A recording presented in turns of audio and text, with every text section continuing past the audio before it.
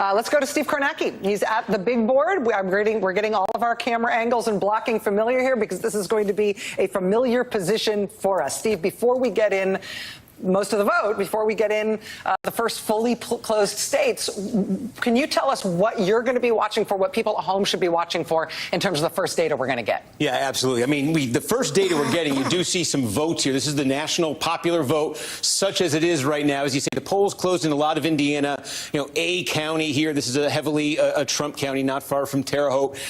In Kentucky, we've got Kenton outside Cincinnati, Floyd, coal country, a couple counties. They're just a scattering. That's what's going on right now. But the action is going to start less than an hour from now, and it's going to start in a big way. 7 o'clock, the first battleground state poll closing. That's going to be in Georgia. And let me just give you a sense. This is going to fill in all night, but let me just give you a sense of a couple things we're going to be looking for in Georgia and beyond. So here's what happened in Georgia in 2020. I think we all remember Joe Biden won the state, first Democrat to do it since 1992. He did it by less than 12,000 votes. So what are we looking for when Georgia closes at 7? We expect a ton of vote, like 80% of it in that first hour, 7 to 8 p.m. One place I'm going to zoom in on, I call it the blue blob. In fact, I'm going to zoom in on it right here. It's Atlanta, in the immediate Atlanta metro area. These are 9 core counties, exploding population, dramatically moving towards the Democrats, diversifying in terms of demographics. More and more Democrats drawing their votes out of here. Joe Biden got almost 70% of the vote in here in 2020. More than 40% of all the votes in Georgia are going to come from this blue blob. Key question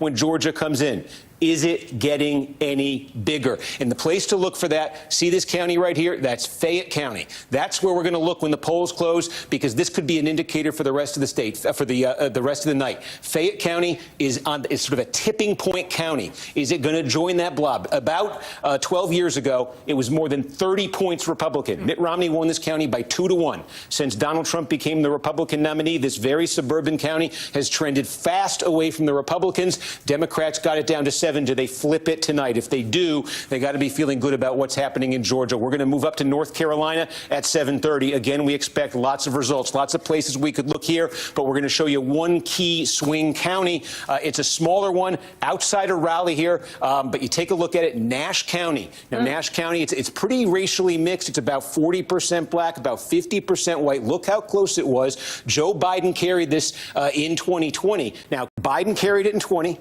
Trump carried it in 16. Obama carried it in 12. There are not many counties that have had that trajectory in American politics. There are 25 of them.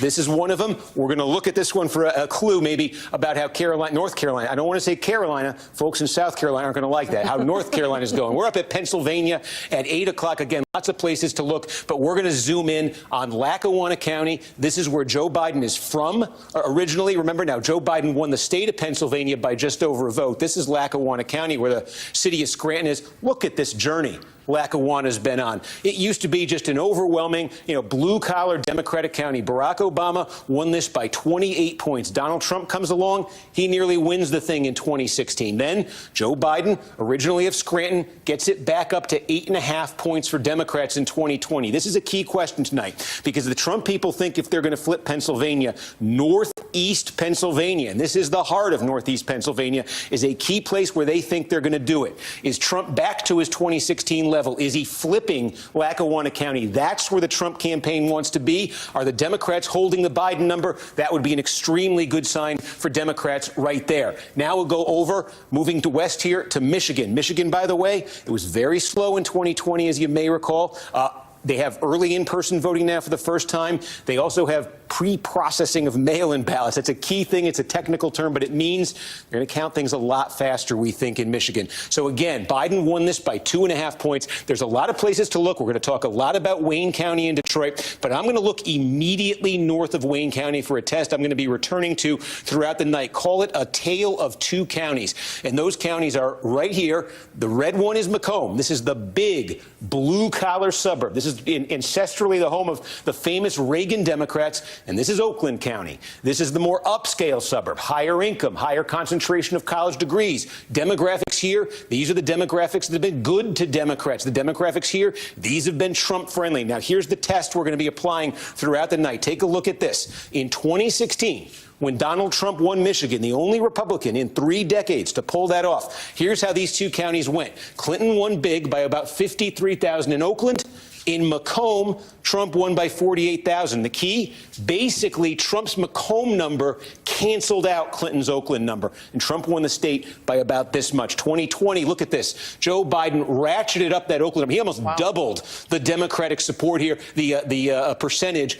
108,000. Meanwhile, Trump lost a little ground in Macomb. There was a 70,000 vote gap. If there's a gap like this, Democrats are feeling good. If Macomb is more balancing out Oakland, advantage Trump. We're going to be watching that one throughout the night. And then let's head to Wisconsin. We'll get to the Western stuff later, but we're just taking you through the East and the Midwest closings right now. Wisconsin, again, a lot of places we could look here, but the word I'm going to use, if this is a word all night in Wisconsin, is bow wow. And what I mean by that, we got the 3 counties in the sort of the Fox River area here. B, Brown County. O, Outagamie County. That's where Appleton is. And W, Winnebago County. That's where Oshkosh is. And then right here, the Collar County, sort of around Milwaukee, 3 core Republican counties. That's Ozaukee County. That's Waukesha County. That's Washington County. Wow and bow. You got to go backwards to get the bow there. But the importance here is these 2 collections of counties tell 2 stories that are going to be key to the outcome in Wisconsin. Let me just show you again. These are the bow counties, and what's happened in them, they're very demographically similar here. They've got the same sort of about 85% white, a lot of blue collar white, the median income about at the statewide average in these places. In 2016, Trump brought the Republican number up. This collectively in these counties, he got it up to 10 points. That was a big improvement for Republicans in 2020. He gave back some of that improvement. This dropped from 10 to 7. Given how narrowly perched Wisconsin is in terms of the result, this was a very significant drop in support for Trump. So the Trump campaign wants the bow number back at 10, wants the bow number higher than 10. They need that tonight. Now, the wow number has been diminishing for Trump and has been diminishing for Republicans since Trump came along. You can see in 2016, Trump held more of the Republican support, almost won the wow counties by 30, lost 5 points. There's a lot of population in these counties. Waukesha County's got 400,000 people. These are places with large concentrations of college degrees, higher incomes. These are suburbs. Again, this is an area that's been good to Democrats nationally. The suburbs of Milwaukee have stayed a little more Republican than other suburbs nationally. Can Democrats make another big cut in this Republican margin here? That would be a very good night. That would give Kamala Harris a great chance in Wisconsin. I want to jump to Steve Kornacki here just for a moment. Steve, I understand we don't expect usually much that tells us anything from the earliest votes out of Indiana and Kentucky, but I understand that there might be something interesting that we're seeing early out of Indiana. Yeah, there is. I've been saying to folks before this, if in this 6 o'clock hour we get one county between Indiana and Kentucky that could be useful as a barometer for later, it'll be Hamilton County. Hamilton County is right here, and it's blue, and it's directly north of Indianapolis. Let me call it up for you. We've got about 60% of the vote in now in Hamilton County. They're going a little bit faster in Indiana than we've gone before. I didn't hype this too much because I didn't think we'd have numbers. We do. Now, what this reflects, we believe, is the early vote, is the mail-in vote. That's going to be the most Democratic friendly. But now they're getting into the same day vote, it appears, too, which is the more Republican friendly we expect. So you're getting more of a mix in here. Now, the significance of this is we don't think Indiana's up for grabs, but Harris is leading by 1 with about 60%. And let me just show you and see if you were watching earlier, this might look familiar. Look what's been happening in Hamilton County in the Trump era. I'll be using the term Trump era a lot tonight. I'm talking about 2016 to the present, because 2012 is the last pre-Trump era presidential election we had. Mitt Romney was the Republican nominee, and Romney, like all Republicans before him, used to absolutely clean the Democrats' clocks in Hamilton County. This is a big, growing suburban county, bedroom communities. This has the highest level of educational attainment, meaning the highest concentration of voters with 4-year degrees or beyond. Again, We've been talking about these as Trump-hostile, Democratic-friendly voters. That's what you've been seeing. Romney by 34, 2012. Trump only by 19 in 2016. Look at that slippage. Last time around, look how close the Democrats, they got it down to 7. If you were watching earlier, this might remind you of a county outside Atlanta we're saying is going to be key. The question here in Hamilton, as in that county in Georgia, can the Democrats flip it tonight? It won't really mean anything, we think, in Indiana, but this county demographically is similar to counties we're going to be talking about all night in battleground states. So this may be an early barometer. And I caution, it's only 60%. We have a lot of the vote. There's still a lot to come, probably a fair amount, if not all, same day there. So we want to see how that breaks. But the key here is, are the Democrats making progress, further progress? Trump, lost a lot of ground in 16, even more in 20. Could the Democrats get this to within, a point or two? Could they actually flip a county like Hamilton?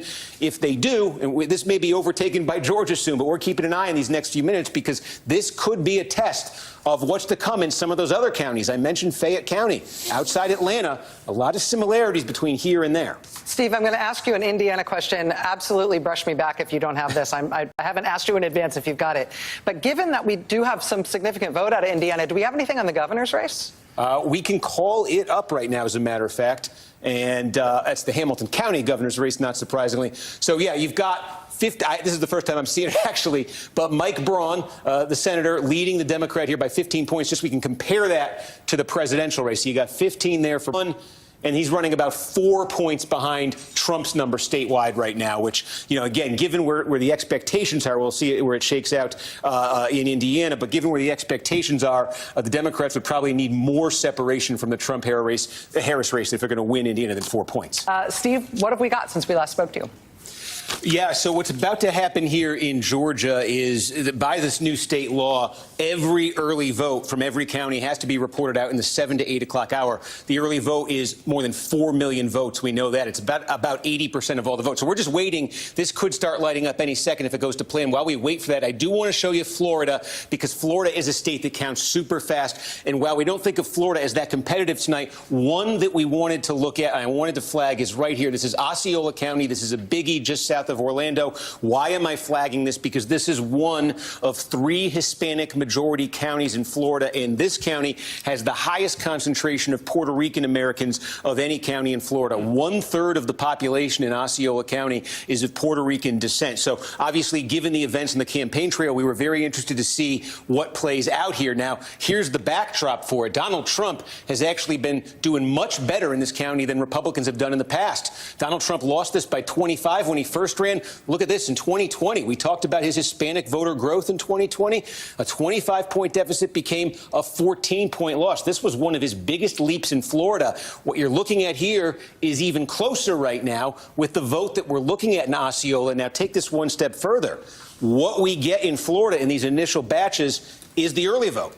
It's the vote by mail combined with the early in-person vote. Usually in Florida, this initial number, and it's 70% of the vote, is as good as it gets for a Democrat in any given county, because then they count the vote that was cast on Election Day. That's usually more Republican, and that actually increases the Republican share. So if that pattern holds, Donald Trump, in one of the most heavily Hispanic counties in Florida here, is poised to take another big step forward. And again, given the events of the last week, the fact that there's a large Puerto Rican population has made this of particular interest. We'll see, because there's the possibility here, these patterns we're used to where Republicans vote more on Election Day, maybe that blows up a little bit this year. But we're going to see. That's been the pattern. We wanted to keep an eye out for that county. Again, all eyes, though, on Georgia. I'm hoping to see some light up here. What they're doing in Georgia, just so you know, I said Florida is one of the quickest, most efficient vote counting states in the country. Of all the big states, it is the most efficient. What they're doing in Georgia is trying to replicate what they do in Florida. In Florida, the law is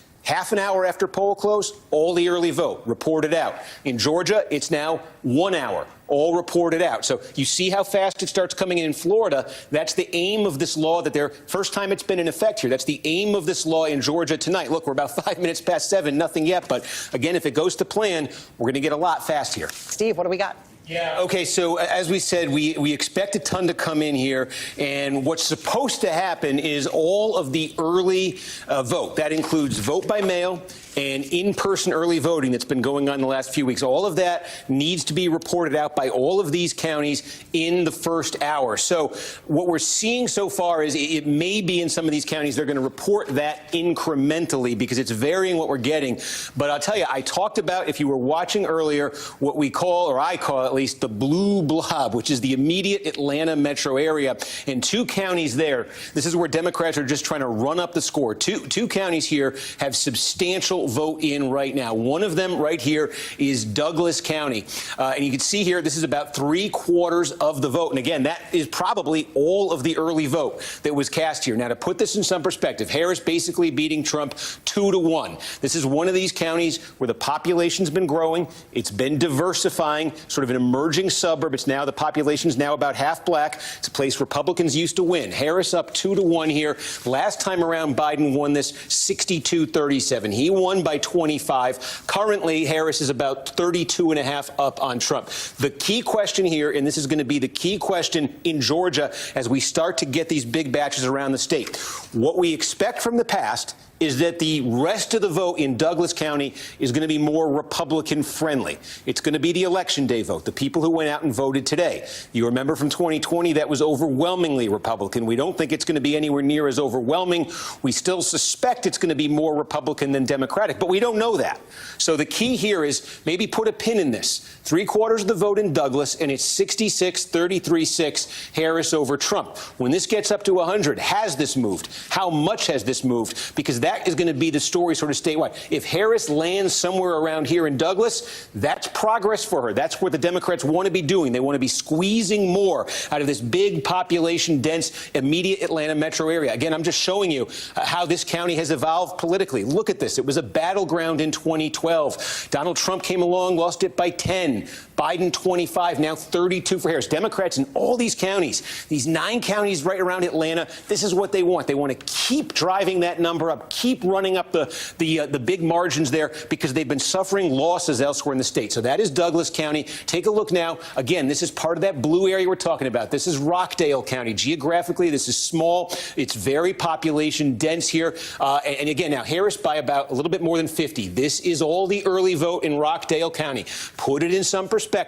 Joe Biden won here by 41. Harris is leading by 51.5. The key question here, as the rest of this comes in, is this number receding back to 2020? That's where Republicans want it. Is it stabilizing here? Is it only falling back a tick? That's what Democrats want to have happen. Again, every one of these counties in the core Atlanta area, Democrats want the Harris number to be bigger than the Biden number. They need to squeeze as many votes as they can. And then, if you were watching at the top of the broadcast this evening, there's one county, and it's right here that I singled out. It's Fayette County.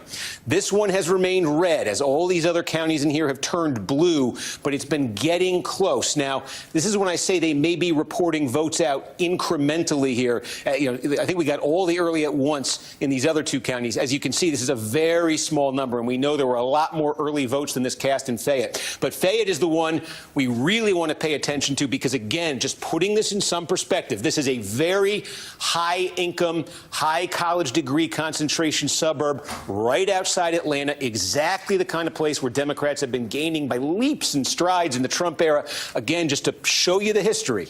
This was 12 years ago, core Republican bedroom community county. Trump comes along. Look at that Republican margin drop. Look at it drop further. Democrats want to be flipping this county tonight. We only have 6%. We need a lot more vote here. But this one we're going to keep looking at because I think it's a test for more broadly how the night might be going for Democrats in Georgia. Just taking a look here, we can go to the far north to seeing what's in. These are the far northern part of the state. This is the most overwhelmingly Republican part of Georgia. So the question for Trump here, he's going to be winning these counties with 75, 80% of the vote. Trump just does not want to have slippage of, 2-3 points even in these places from what he got in 2020. So let's just take a look here. Again, this is relatively small, but this is, okay, Trump got 81.3 in 2020. He's at 80.3 right now. This is the early vote from Union County. Remember, one of these things that we saw in Georgia was Republican voters who were very hesitant to vote early, to vote by mail mail in 2020 really embraced early voting, especially in Georgia, just based on the numbers we were seeing from the early vote process. So look at all the early vote that came in from Union, very different from 4 years ago. And again, if the remaining 15 or so percent from Union is more Republican than what's come out, Trump could be hitting that number from 2020. Again, it's not close here, but every one of these counties, they add up. Trump wants to be maintaining the number he got in 2020, because if you multiply this, there's dozens of counties like this around the state. And if Trump's losing a point or two in all of them, that does start to add up statewide. So that's what we're going to be looking for in North Georgia. Sorry, I didn't mean to get out of the state there. Okay, with Gwinnett. Let's see what's happening in Gwinnett. This is over 1 million people in Gwinnett. This is like the most racially, ethnically diverse county in Georgia, one of them most in the country. Okay, it's only 1,000 votes. I thought I was setting up for a lot more there. But this is what I mean about it coming in incrementally. So sometimes you swing and you miss. But this is a big one to keep an eye on tonight. Fulton is the biggest in this area.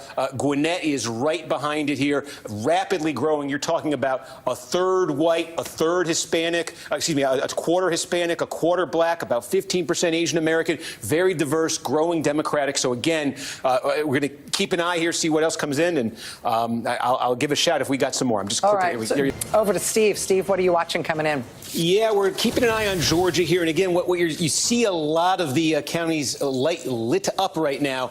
In a lot of these, as we were saying, it looks like they're going to do this early vote incrementally rather than in one big batch. So while you see a lot of counties colored in right here, this is the running total statewide. And again, the Democrats, you see Harris far back there, but the Democrats depend so much on this Atlanta metro area, and there's not a ton in from there, especially from Fulton County, the biggest. We already showed you Gwinnett. Democrats are counting on a lot out of there. There's only about 1,000 votes there. So where are we seeing substantial vote in Georgia right now? One place that we just got a lot from is Houston County, and this is a place that apparently released all of the early vote all at once. This is 80% of all the vote we're expecting out of Houston County. Now, this is sort of the mid-state region, and this is the kind of a county where Trump lost some significant ground in 2020. He still won it, but his margin was reduced in 2020. The city of Warner Robins is here. There's an Air Force base here. It's about a third black. It's a pretty diverse county. In the early vote, you see Trump leading 56-43. This is the kind of place. Trump slipped in 2020. He does not want to slip any further. In fact, to have a good night in Georgia, he wants to go back a ways. Let me show you. This is what happened in 2020 in this county. This is what happened in 2016. Trump won it by almost 22 points when he won the Georgia and won the presidency, fell all the way to 12 in 2020, and he wants to get this number back up. So as we say, we expect the vote you're seeing right now, the early vote, to be the best it is for Democrats, because it includes that vote by mail, and we expect the remaining vote to be more Republican friendly. We don't know if that's going to happen. We got to see these completed counties, but if that is the pattern, and if that holds, then that is a positive development for Trump in that county, and that's something he needs to replicate in a lot of other counties. We also got a big batch here. This is Oconee County. This is right outside of Athens, where the University of Georgia is. This is one of the wealthiest counties in Georgia. It's heavily white, high concentration of college degrees, yet actually still a very Republican county. And again, you're looking at all of the early vote here. And again, the kind of place Trump doesn't want to be slipping anymore from 2020. So again, he wants that number above 66. So that's only 2 counties, but that's what we're looking for as the Trump counties start to come in. Let me just take a look. I think we might have, and again, resetting statewide there. Those are the numbers statewide in Georgia right now. Again, for the Democrats, so much is going to do with that Atlanta metro area. Starting to get vote in here in North Carolina. Again, keep in mind, you see a lot of counties, the colors here. You only see about 27,000 votes statewide in. Also going to come in very incrementally here. You know, look where Raleigh is, Wake County. This is one of the biggest Democratic vote-producing counties in the state. You got Durham County right next door to it. Something big just came in. We'll take a look here in a minute. Orange County. But I just give you a sense of North Carolina. A couple things. We expect what's going to be reported out here in the earliest part of the night. is the vote by mail. Again, this is going to be very familiar in a lot of places. The vote by mail and the early in-person vote. And that's the majority of all the vote in North Carolina is going to be those two methods. Again, we expect that to be a little bit more Democratic friendly on the whole than the same-day vote. We're going to see if that's how it plays out. But as we get big batches in these counties, we're looking at that pattern here where perhaps the Democrats do their best and then Trump with the election day vote is trying to come back. Just give you a sense here on the political geography of the state we're going to be following tonight. A couple things to keep in mind. There are some big core Democratic vote producing areas where the name of the game for the Democrats is to run up the score. This I just mentioned is one of them. It's basically the triangle. You know, you get the state capitol there, University of North Carolina in Orange County, Durham here, Duke University is there, a large black population, also a large the white population there, a lot of concentration of college degrees. Democrats run up massive margins there. We're going to look at Mecklenburg County. That's where Charlotte is. Democrats got a margin of 200,000 votes just out of Mecklenburg County in 2020. They want to grow that number there. They just want to run up margins in places like this. A lot of attention on the flooding in the mountains of western North Carolina. Asheville in Buncombe County is the sort of one of two blue counties out in the mountains. It's the much bigger one, and Democrats actually depend on a pretty big plurality out of Asheville. There wasn't much indication in the early vote. There was a lot of talk about, whether Helene was going to drive down turnout. We didn't really see that in the early vote. We want to see if that matches up with the same-day vote, but that's another place Democrats are depending on there for their votes. They're also going to depend on it here, Cumberland County, where Fayetteville is, so core Democratic areas. And we're also tonight going to be looking sort of in the eastern part of North Carolina. This could be key. These are a lot of rural counties and smaller counties that have substantial black populations. And these are counties, a lot of these Barack Obama either won in 2008 when he became the last Democrat to carry North Carolina, or he came close to winning. And since then, the numbers have come way down for Democrats. They think they can get the turnout up here this year. We're going to be paying attention to those counties as they come in. But again, statewide right now in North Carolina, very early. That's what you see with just over 100,000 votes. And we'll just check back in on Georgia, and we are still about where we left off there. Steve, I know that we've got in Georgia just over a third of the vote in. What are we seeing? We're starting to see a bit of a picture maybe emerge. There's a couple layers to this. Again, a third of the vote, and you see Donald Trump up by about 200,000 here.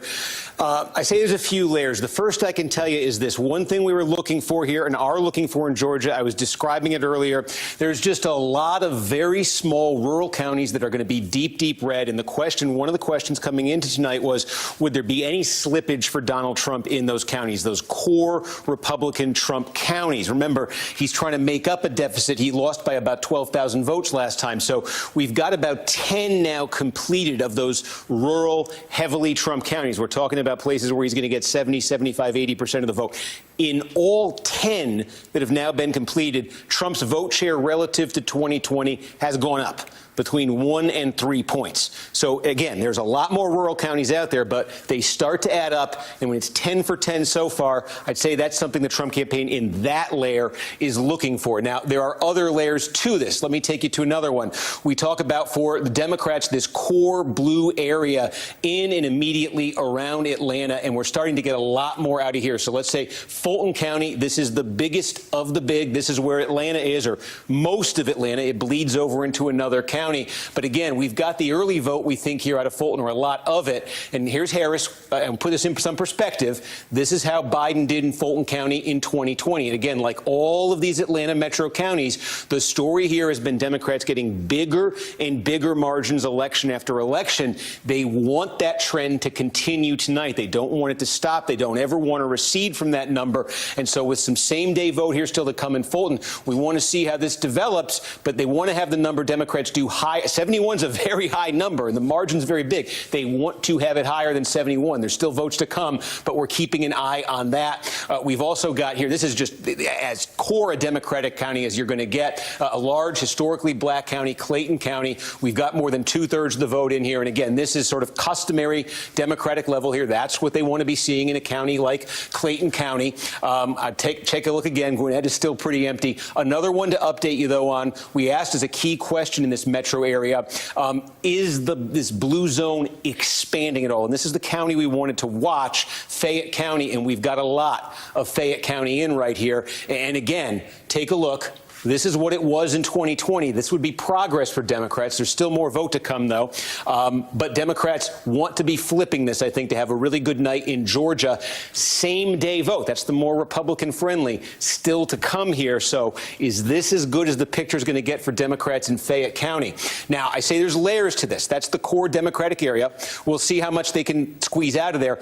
Another question here has been, and a big one that looms, is when you get just outside this core Atlanta area, there are some very big counties in sort of the fringes of the Atlanta metro. And unlike this area, they're all red. They all got somewhat significantly less red in 2020. It's a huge reason Donald Trump lost the state. In fact, I can call those counties up here, and we'll just show you what they look like. It's sort of these counties here. There's some socioeconomic differences, but we're keeping a close eye on these to see if there's, because these are big, highly populated counties, if there's Trump slippage in them. So a couple we want to call your attention to.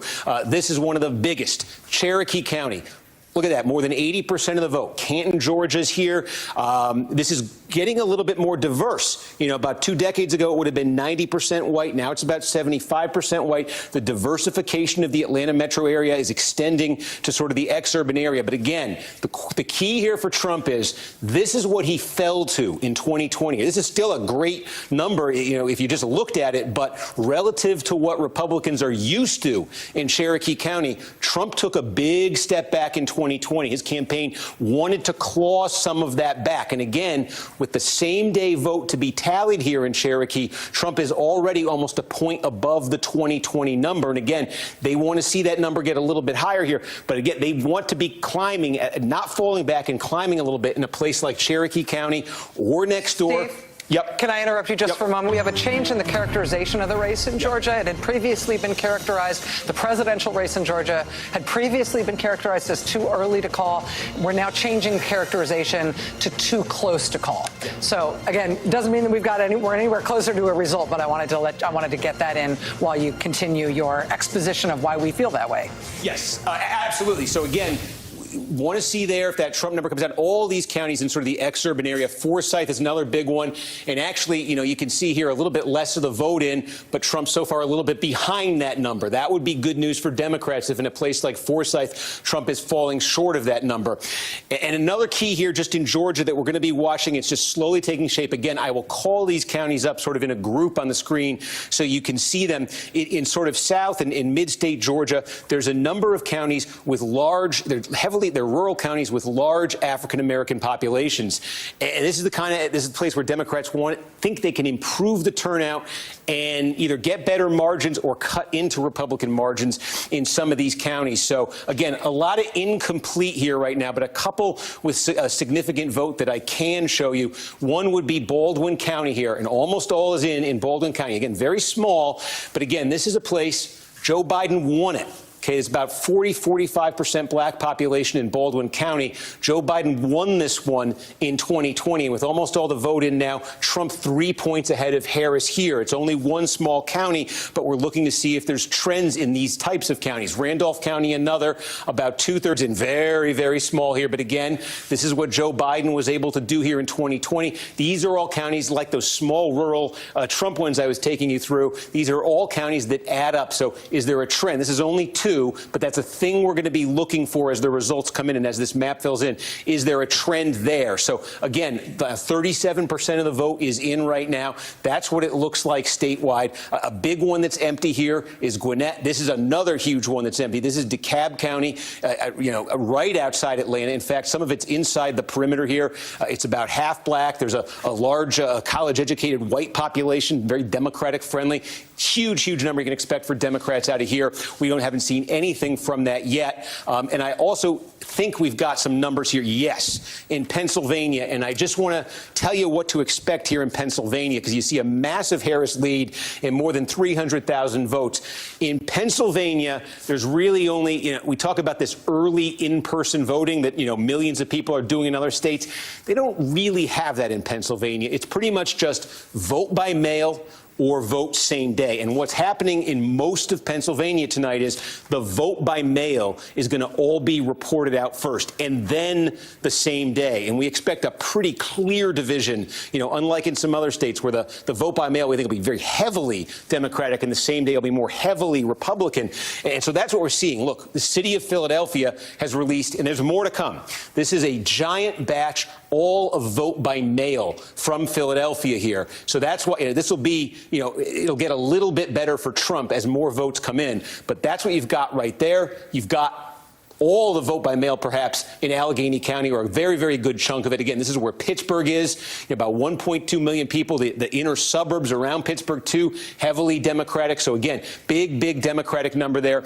And also in Lancaster County, well, only about 700 votes there. So, really, the two big cities in the state have come in. We're getting a little bit more now, Butler County and a few others. But, again, you can expect it's the vote by mail first in Pennsylvania. So you can expect Harris to have a pretty substantial lead in these early, in the early hour and a half, whatever it is. And the story in Pennsylvania, it's going to be the opposite of the story we followed 4 years ago. 4 years ago, the story was they counted the same day first. Trump had a big lead, and night after night, Biden was chipping away at it with the mail vote. Tonight, we expect just about all of the mail vote to come in, followed by the same day. And the question will be on the same day, can Trump catch Harris? So again, Steve, can I interrupt you just for one moment? We have a call in a presidential race in the state of South Carolina. NBC News now projects that Donald Trump is the winner of the presidential contest in South Carolina. Back to you, Steve. Yep. I was just checking in on a couple others there. But so Pennsylvania again, and I'm just seeing if anything else came in. Michigan, by the way, let's take a look here at Michigan. And we've got, look at this, two biggies. So we set this up earlier.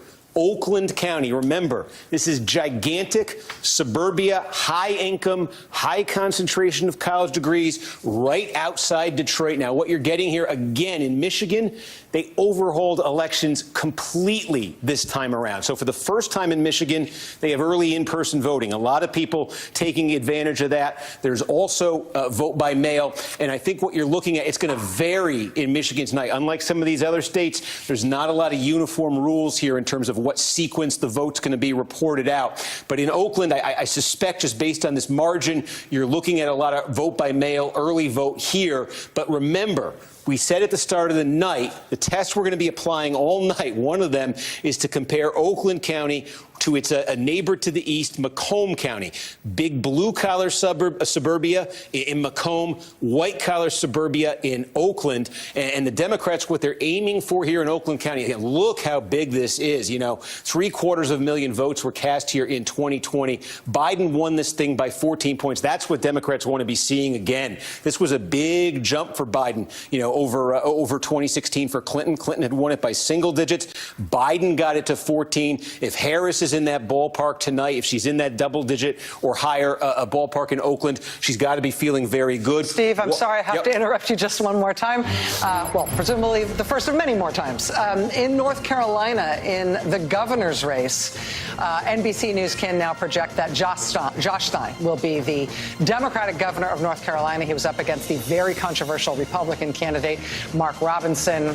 Republicans tried to get Mark Robinson off the ballot, thinking that he would not only certainly lose this race, but he might lose it by so much it might even drag down the prospects for Donald Trump and J.D. Vance in North Carolina as well. But NBC News can now project that in this race, the governor's race, Josh Stein will be the winner. Back to you, Steve.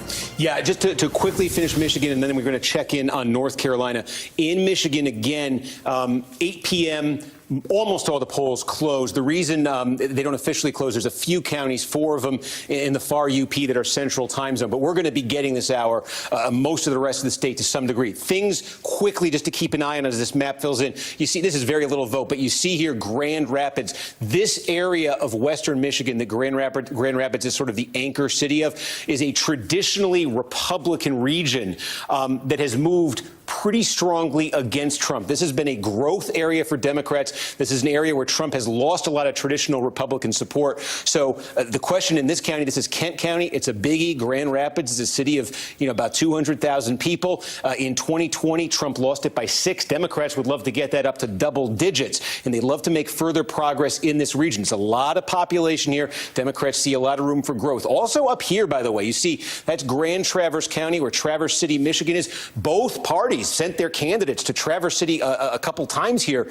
This part of Michigan, it's not as big population-wise, but it's very volatile politically. They sort of call this the cherry coast. Cherry farming is big up there. There's wine country. This is Leelanau County. It's one of the wealthiest in the state. Again, these are traditionally Republican counties where they've given way for Trump. And this is one of the counties, Grand Traverse. You see just a little bit of the vote is in right there. It's where Traverse City is. But that's one to watch tonight if it turns blue. Democrats would love to shift that one. So, again, Michigan, it's early. Those are some of the things we're going to be looking for. And, of course, Wayne County, Detroit, the inner suburbs there, cities like Dearborn, where the Gaza situation, we want to see if it has a bearing. All things we're going to watch as Michigan comes in. And we move to the Tar Heel state. Now, about 10% in here in North Carolina. And, again, you see the Harris advantage. We're just going to check in here. I haven't actually seen them, so I'm looking right now. Again, Wake County, this is Raleigh, state capital. This is one of the biggest single Democratic vote-producing counties in the state. Not much in. Democrats just want massive margins here in Durham County here, Orange County, Chapel Hill, University of North Carolina. Also important for Democrats, and there's not much here right now, but it's sort of, they call it the triad. This is where, Greensboro is in this county. You go over to Forsyth County. This is where Winston-Salem is. They're red now with almost no votes in, but these are core Democratic counties and should be. We want to see those take shape tonight. And I want to draw your attention to a county that I think is going to be very key to telling the story as it unfolds in North Carolina. It's this one right here. Don't pay attention. There's almost no vote, but Union County is massive. It is a big bedroom community suburb of Charlotte, Mecklenburg County, and it's still a very core Republican county. The banking industry is very big in the Charlotte area. It's sort of a bedroom communities made by the banking industry. Maybe think of it that way. Just take a look, though, at Union County. Here's the trend. Again, it's slippage for Trump. It's more dramatic in other suburbs around the country. Trump won here by more than 30 points in 2016.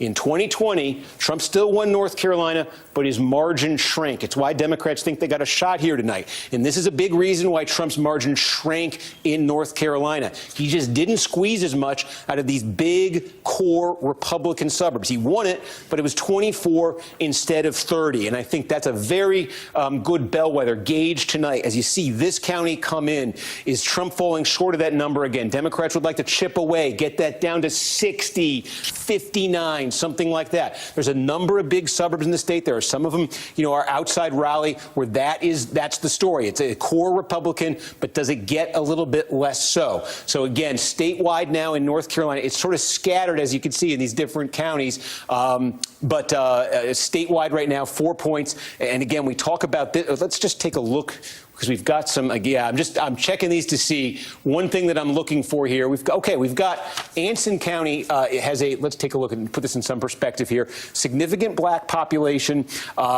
It is one of the stories in North Carolina. The Democrats in counties with large black populations think they can improve the turnout, think they can improve Democratic margins in some cases, maybe flip some of them. So we do have 3/4. It's very small, but this is the kind of county we're going to be looking at. There's a lot of them in rural eastern North Carolina. Not much to show you right now, but with large black populations. Barack Obama was the last Democrat to carry North Carolina. He carried some of those counties. The Democrats have kind of fallen off dramatically in them. We want to see it's in this eastern North Carolina area here. We want to see as these fill in, are Democrats taking strides forward there? They think they can with Kamala Harris as the nominee. They think they've improved their ground game. That'll be a test for it. So again, sitting there at about 9% statewide in North Carolina and returning to Georgia, where we now have about half of the vote in. And again, just going to take a quick look. I have struck out on this every time, but this is going to be very big when we get votes from Gwinnett, And we don't have many more from Gwinnett, but you're starting to take shape here again. That's that core Democratic area. Just see if we have any more from Fayette. I'm going to go back and take a look right here. But again, now almost half the vote in Georgia, and I think starting to see a little bit in the way of patterns, just in terms of the rurals, at least in Georgia, Rachel. Let's go back to Steve, who I know is watching some of the Pennsylvania vote coming in. Steve, what do we got?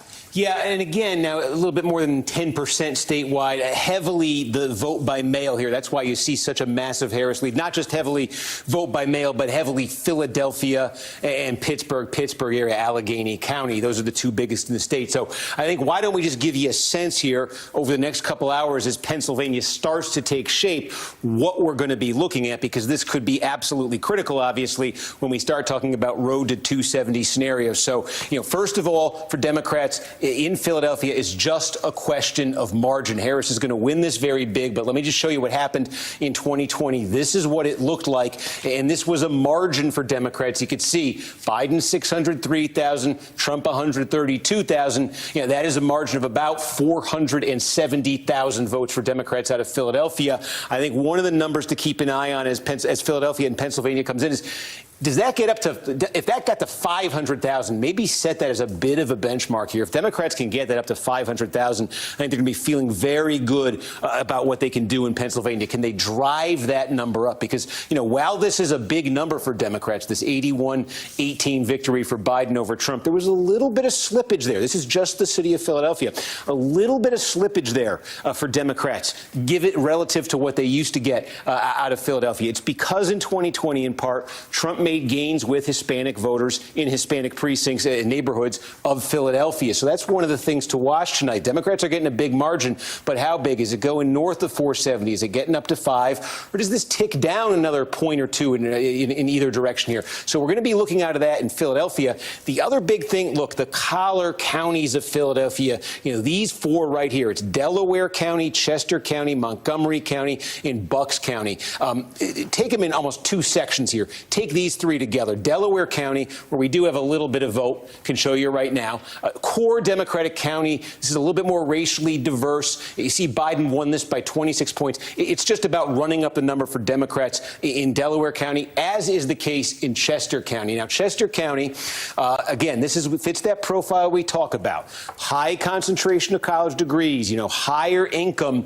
There's no county in Pennsylvania in the Trump era that has become more Democratic to the degree that Chester County has. So as you start to look at the results come in here tonight, it'll be a while, see what Biden got here, 58%, maybe set a benchmark in your head of 60%. Can Harris break 60% in Chester? Because what's happening in Pennsylvania, and this is going to be a theme in the two other northern tier battleground states, what's happening in Pennsylvania is the Democratic base is geographically contracting. Trump came along in 2016, and he started to run up massive margins in rural areas of the state, rural blue-collar areas of the state. And what's happened is the Democratic base has become more geographically concentrated into cities and metro areas. Again, suburbs, places, as I say, keep saying it, but it's what the stats show, high concentrations of college degrees. So what the Democrats increasingly need to do is just focus on running up margins in those places that can offset the Trump gains elsewhere in the state. So that's what these three counties are all about. Bucks is a big one, about 450,000 people here. It's a little bit different. This is a true swing county here. How this one goes tonight could tell us a lot about how the state is going. It's just, it's more blue collar than these other collar counties. So we're going to be watching there. South Central, Pennsylvania, sort of this region in here, Harrisburg, Lancaster, York. This is actually an area. There are some Republican counties in here, but this is an area where Trump had some slippage. Cumberland County. This is an area where Trump had some slippage in 2020, a potential area of growth here for Democrats. We're going to keep an eye on this region. Western Pennsylvania. You see a lot of blue here again because it's vote by mail. These are almost all going to be red tonight. And this is, when I say Trump has been running up the score, these are the counties where he gets 65, 70, 75% of the vote, all in this part of the state. And I think where the game may be won or lost in Pennsylvania is going to be northeast Pennsylvania.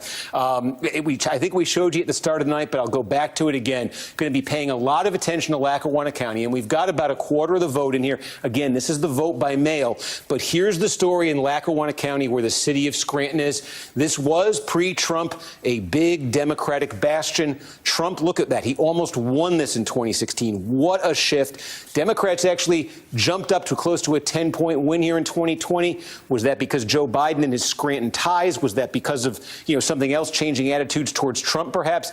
Big question here, and there's a lot of counties like this in Pennsylvania and Michigan and Wisconsin. Big question here is, can Trump get this back to 2016 levels, or really, can he win this county? That's what he wants to be doing. And there's also a lot of these counties in this sort of stretch of the state right here. You've got a lot of counties with substantial Hispanic populations. And that's the other thing that the Trump campaign has been talking about. Berks is where the city of Reading is. Reading is about 2/3 Hispanic, largest concentration of Hispanic voters anywhere in the state. Trump he lost the city of Reading. He made gains there in 2020. He made gains in a lot of these small, mid-sized cities in Pennsylvania, sort of this part of the state right here, that have substantial Hispanic populations. His campaign is betting a lot on that being a trend that continues this election, and there being improvement for Trump in those small, mid-sized cities and the counties around them. So we're going to be paying attention to that as it comes in. So again, Democrats just need to get massive margins out of Philadelphia, Pittsburgh, and the suburbs right around them. And Trump needs to get back to his 2016 levels in the blue-collar parts of the state. Again, it's pretty much just vote by mail that you're seeing there in Pennsylvania. But as this takes shape, that's what we're going to be looking for. And just take a quick look back here at Georgia. We've been monitoring everything. I will tell you this. One thing I've been looking at, and this is the clearest thing yet in terms of completed counties, you're always looking to see when you have all the vote in a county and you compare it to the last election and you say, is there a trend? So one of the things, there's like 3 or 4 of these categories we're looking at, but one of them we've said is the rural counties in Georgia, the heavily Republican rural counties, and it's very consistent. We now have 15, maybe 20 of them that are basically complete right now. Very small, but in just about all of them, Trump is running a point to 3 points better than he did in 2020. And that was one of our questions in Georgia. Is Trump going to slip a couple of potentially critical points in his core parts of the state? So we are not seeing that there. But there's a lot more, obviously, we're going to be looking for as Georgia continues to come in. Steve, let's go to you. I can see from your board there that you're looking at North Carolina numbers. Yeah, so we've got some counties where we've got, a lot, maybe all of the vote that I think are very significant. We highlighted at the start of the night in North Carolina, right outside Charlotte, this county right here, Union County in red. It's a core suburban Republican county, and it's one of those. It's gigantic, first of all. And second of all, it's one of those where Trump still won it in 2020, but he lost ground. Key question tonight, would he lose further ground? That's what Democrats are trying to do in Union County. We basically got all the vote in Union County now. You could see Trump, that's about a 25.5-point margin. Compare that to 4 years ago. Trump won it by 24. So no, Trump did not lose ground. In fact, he gained back a little bit here in Union County. That is what his campaign wants to see. They did not want any more slippage. You can go next door from Union County and you see another trend that I think we're starting to see pretty clearly in North Carolina. And I'll show you that now. This is Anson County. Again, just about complete. This is a rural county with a large black population. And one of the concerns for Democrats was they believed the turnout in recent elections among African Americans in these rural counties has been lower than they need. When Barack Obama ran and won the state in 2008, he did very well, won a lot of these counties. The question was, would Democrats improve in these counties tonight? What they've said about the ground game, maybe having Harris at the top of the ticket, thinking this might help them. So you see it right here. This county looks like it's going to flip. Joe Biden won this by 4 points 4 years ago. Now Donald Trump, with just about all the vote in, is ahead by 3 in Anson County. Again, rural, large African-American population. A lot of counties that are similar to that are here in the eastern part of North Carolina. And again, we're starting to get most, if not all, the results. Vance County here, large, rural, African-American heavy population. Biden won it by 19 tonight. Harris, just about all the vote in, is winning it by less, only 12 points right there. You can go next door to Warren County, 26 for Biden tonight, 20 for Kamala Harris. Just about all the voted. I think you might be starting to see the pattern here. Bertie County, majority African-American, rural. Biden, 21.5 points 4 years ago. Tonight, about 17 points. Still a little bit to come there, but Harris behind the Biden number so far. You could look down at Martin County. Again, large black population. Trump 5 4 years ago. Tonight, 13, with about 20% more to come. That's the pattern we're seeing very clearly, I think, in these rural counties with significant African-American populations where turnout and support level was a concern for Democrats. One thing you have to add in a lot of these counties, too, is that it may not just be turnout. There is also declining population in a lot of these counties, too, that might be affecting Democrats as well. But again, that's a pretty clear pattern right there. The other pattern that we're seeing in North Carolina statewide, we're tracking this is because, again, a lot of what comes out first in these counties is the early vote, it's the in-person vote, it's the mail-in vote. Then what comes reported after that is the same day. We want to see, are there partisan differences between how those votes are going? So far, we're finding that Trump is doing better with the election day voters than he did with the pre-election, with the early voters. So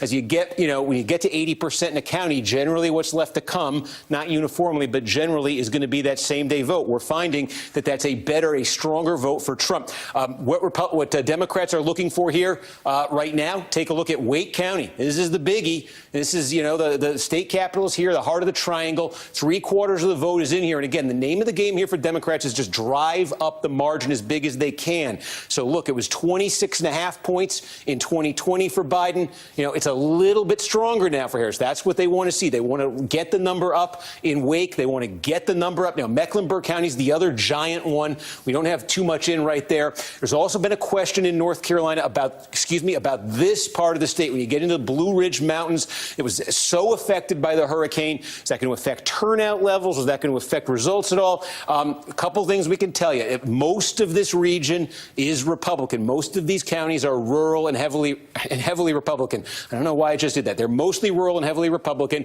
and we could just show you, you're starting to, this is tiny, but this is what you're seeing in the rural, heavily Republican mountain counties that are getting close to fully complete. Trump hitting that 2020 number, maybe going even a little bit north of it, and you can just see in terms of the turnout question here, which everybody's had in the wake of the hurricane. Look, 3857, 839. You're at about 4,700 votes in 2016. It was 37. They're a little bit above 2020 level here. And I think if you're above 2020, that is, of course, an all-time record for turnout. That indicates, I don't think there's an indication there, that's one county, but we're seeing it elsewhere, of a big turnout issue.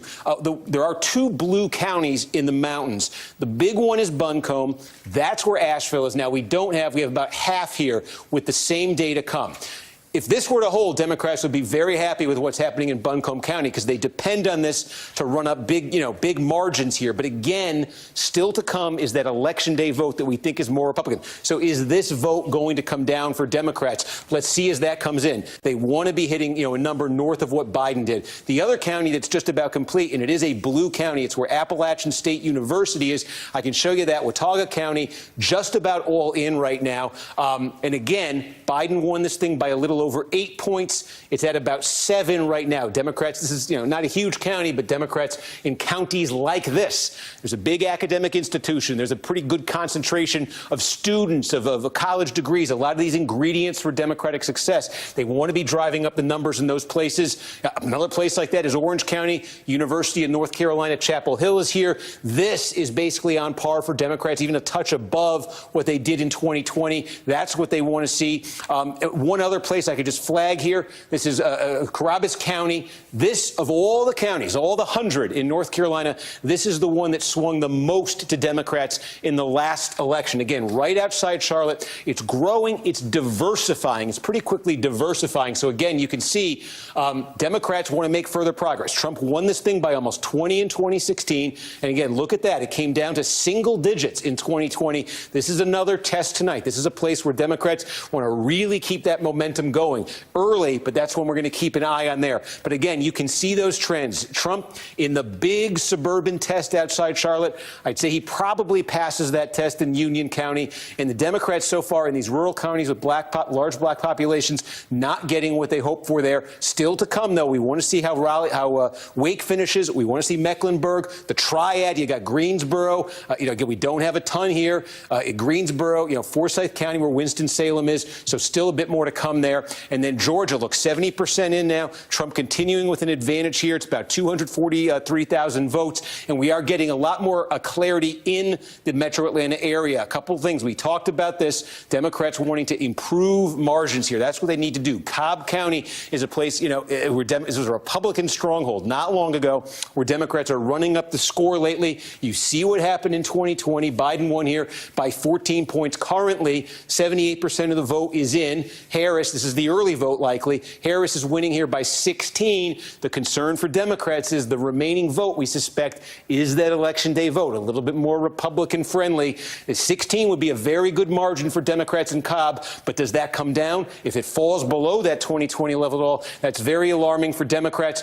Fulton County, again, we've got the early vote in here, and now some of the same day as well. Look at that. It looks exactly like it did in 2020. Wow. Democrats want to grow that a little more. Again, concern for them. It's a big blue county, but if what's still to come in Fulton is a little less blue, and that number slips below 2020, that's a trouble sign for Democrats. We flagged Fayette County early in the night. Would this one flip? If the blob, I call it the blue blob there, was going to expand, this is the place. It's not quite all in, but almost all in right now. You see Trump with a 2.5-point lead. Now, that is progress for Democrats from 2020. This was a 7-point race in 2020, so it's progress for Democrats. Will it be enough progress? Again, those other big, giant suburban counties there are going to tell a lot of that story. We finally have a little bit in Gwinnett County. I just want to linger on this one for a minute because it's enormous. This county has over 1 million people. It has transformed demographically in the last generation. This used to be a staunchly Republican, heavily white county. It's now one of the most diverse in the country. Democrats, you can see Biden won here by 18 points in 2020. And again, the Democratic margin here, it's just been, look at this. In 2016, it was a single-digit race. It became almost 20 in 2020. Democrats want this over 20 tonight. Let's see. It's early there, but that's a key one just because of the size and because of the trajectory. So again, and we can also just take a look. I said these sort of exurban, fringe Atlanta metro counties that are red. The question here is, do they become less red? The biggest of them is Cherokee County, and we got almost all of Cherokee County now. This is where Canton, Georgia is, one of the wealthiest counties in the state of Georgia here. Take a look. This is what happened in 2020. Donald Trump won here by 39.2 points. Tonight, he's winning it. You could see almost the same as about a 0.3 of a point off. The Trump campaign, let's see here. They don't want big slippage. There's not big slippage. I think they would have liked to claw back a little bit more here, but they're not losing ground. And there are scenarios where that's enough for them in Georgia. You can look next door. Is Forsyth County. Now, this is another. This is very wealthy. This is a biggie you can see in terms of votes. This is a place where Trump lost substantial ground in 2020. Now, bulk of the vote is in. Same day still to come, so room for Trump growth here. He's already overperforming a point from where he finished in 2020. That's an encouraging one for Republicans. You could just kind of complete this loop quickly. I'll just show you some of them here. Again, Hall County is one, almost all in. Trump had slippage here in 2020. You see, he's improved by about 1.5 points here. Not major, but this was a state that was decided by a fraction of a point in 2020, so any shift is significant. Barrow County, almost all in. Again, Trump had slippage here in 2020. A little bit more slippage here tonight for Trump. You can see Harris running 1.5 points better than Biden did. Trump basically level with 2020. And you can take a look down here at Walton County. Again, this is the early vote in Walton County. Trump had slippage here in 2020. 49 points, believe it or not, was slippage for the Republican.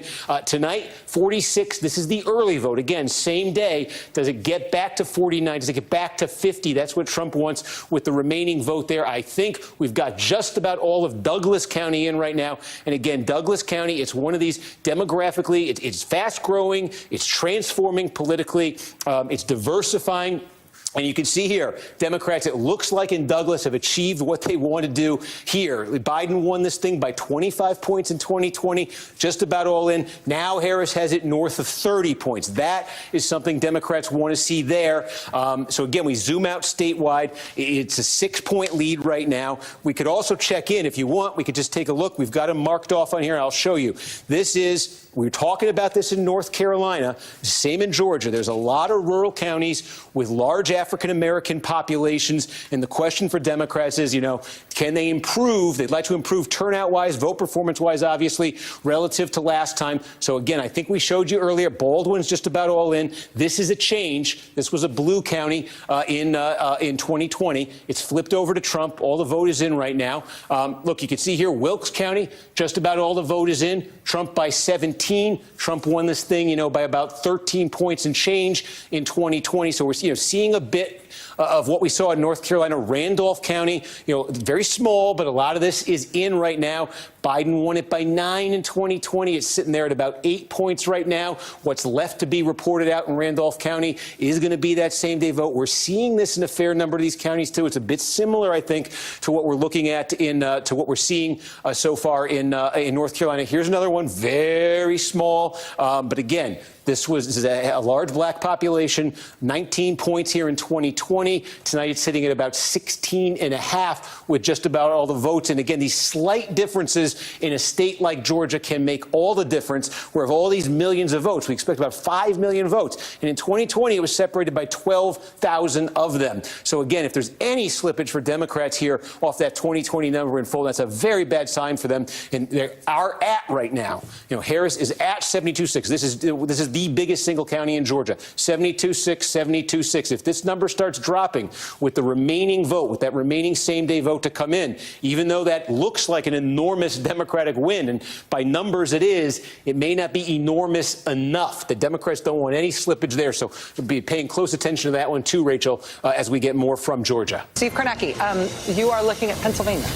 Yeah, and again, the story in Pennsylvania is we say most of the state is going to be Democrats putting up giant numbers in these counties, and then Trump, that's with the mail vote, and then Trump with the same-day vote trying to chip away at that and reverse it. Now, this one we flagged at the start of the night, so I want to check in on it. Lackawanna County, where Scranton is. This is one of the most complete counties. It is not complete yet, but it's one of the most complete we have so far in Pennsylvania. About 80% of the vote is in right here, and this is following exactly that pattern. The mail vote was reported out quickly here. Harris had a gigantic lead with that, and with every update since of the Election Day vote, Trump has been chipping away at it, and you're at 80% right now in, so more to come. And again, this is a key county, I think, once we get full results here to understand where this might be going, because this is what we're looking at. In 2016, Donald Trump, this was a huge gain for Republicans. They used to get absolutely flattened here. Donald Trump only lost this county by 3 points and change. In 2020, Joe Biden, Scranton native, got it up to almost 10.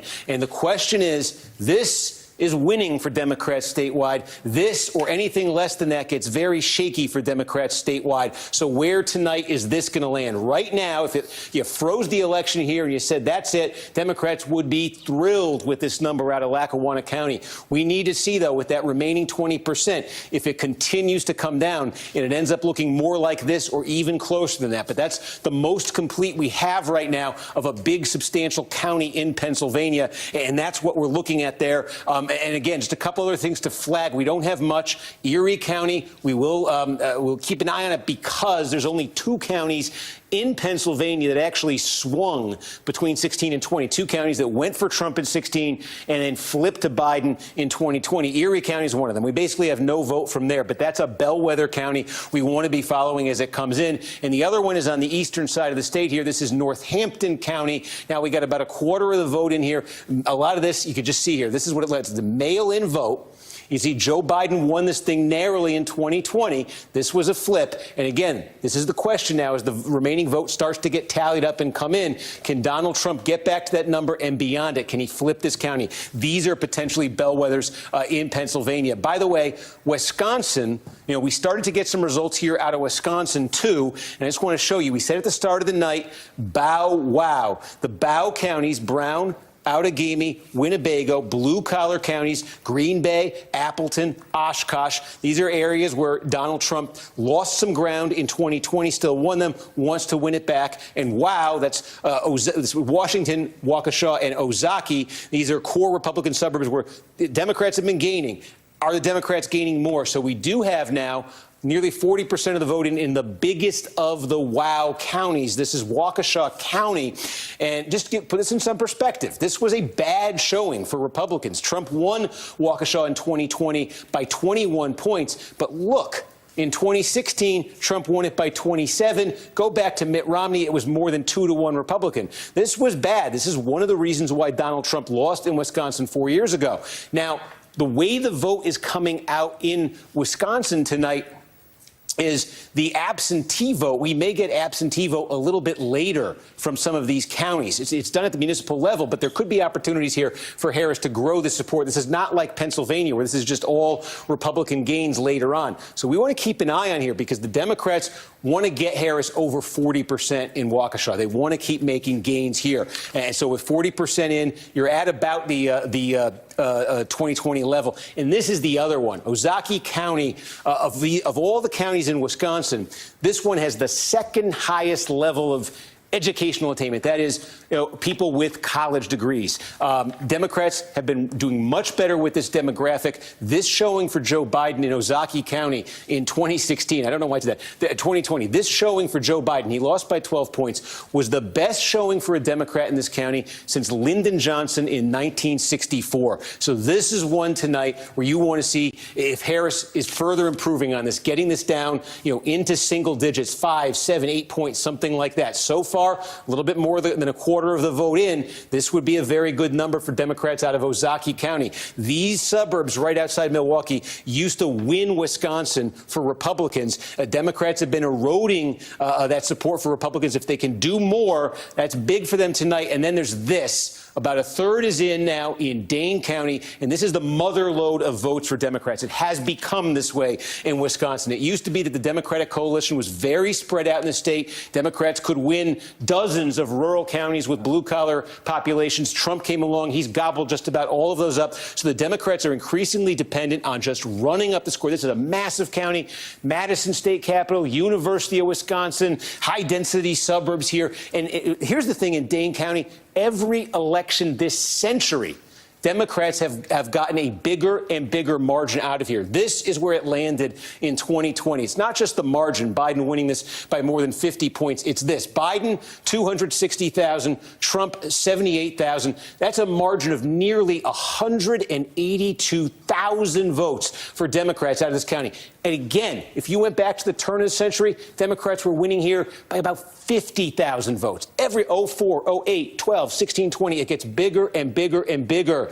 Democrats want to get even more out of this tonight because, again, they're taking such hits in the rural areas of the state. Can they get this thing up to 195? Could they ever get this to 200,000 votes? Every time you think they've gotten the most they possibly can out of Dane, they get more. They're probably going to need more tonight. So, again, a third of the vote in there right now. Let's see that one as it starts to develop. But seeing that in Wisconsin overall now, again, 10% or so in statewide, a 13% now, and that's what you got in Wisconsin. Steve, I see you've got Pennsylvania up there on your board now. What are you watching coming in? Yeah, and again, it's kind of coming in incrementally. So a lot of these counties, as I said, there's this big division between the vote by mail and the same day, and it's kind of unclear in a lot of these counties. We just don't have enough to say. But one county where we're getting real close, and I think is going to be a very big indicator here, we've talked about this, is Lackawanna County, where Scranton is, and now 90% of the vote is in. And we were looking at this a few minutes ago, and we were saying again that we expected Trump to close, to cut into the lead that Harris had. It was at about 6.5, 7 before. Now with 90%, and you can see he's cut it a little bit. It's down to 5 points. And remember what we're looking for in Lackawanna County. There's two very different ways this has played out in the last two elections. In 2016, Donald Trump got close to only about 3 points behind here. He won the state of Pennsylvania. In 2020, Democrats with Joe Biden came in and won this by more than 8 points. Biden won the state. So we were saying at the start of the night, Trump wants this number. Democrats want that number. Right now, it's sitting right in between them. It's sitting at 5. So there's still some same day to come in. Let's see this remaining 10%, what that does to this margin. Again, the same day seems to be favoring Trump. How much is it going to favor Trump? Is it going to bring it down back to this level completely? Is it going to stabilize? But that's the most complete county we have in Pennsylvania right now.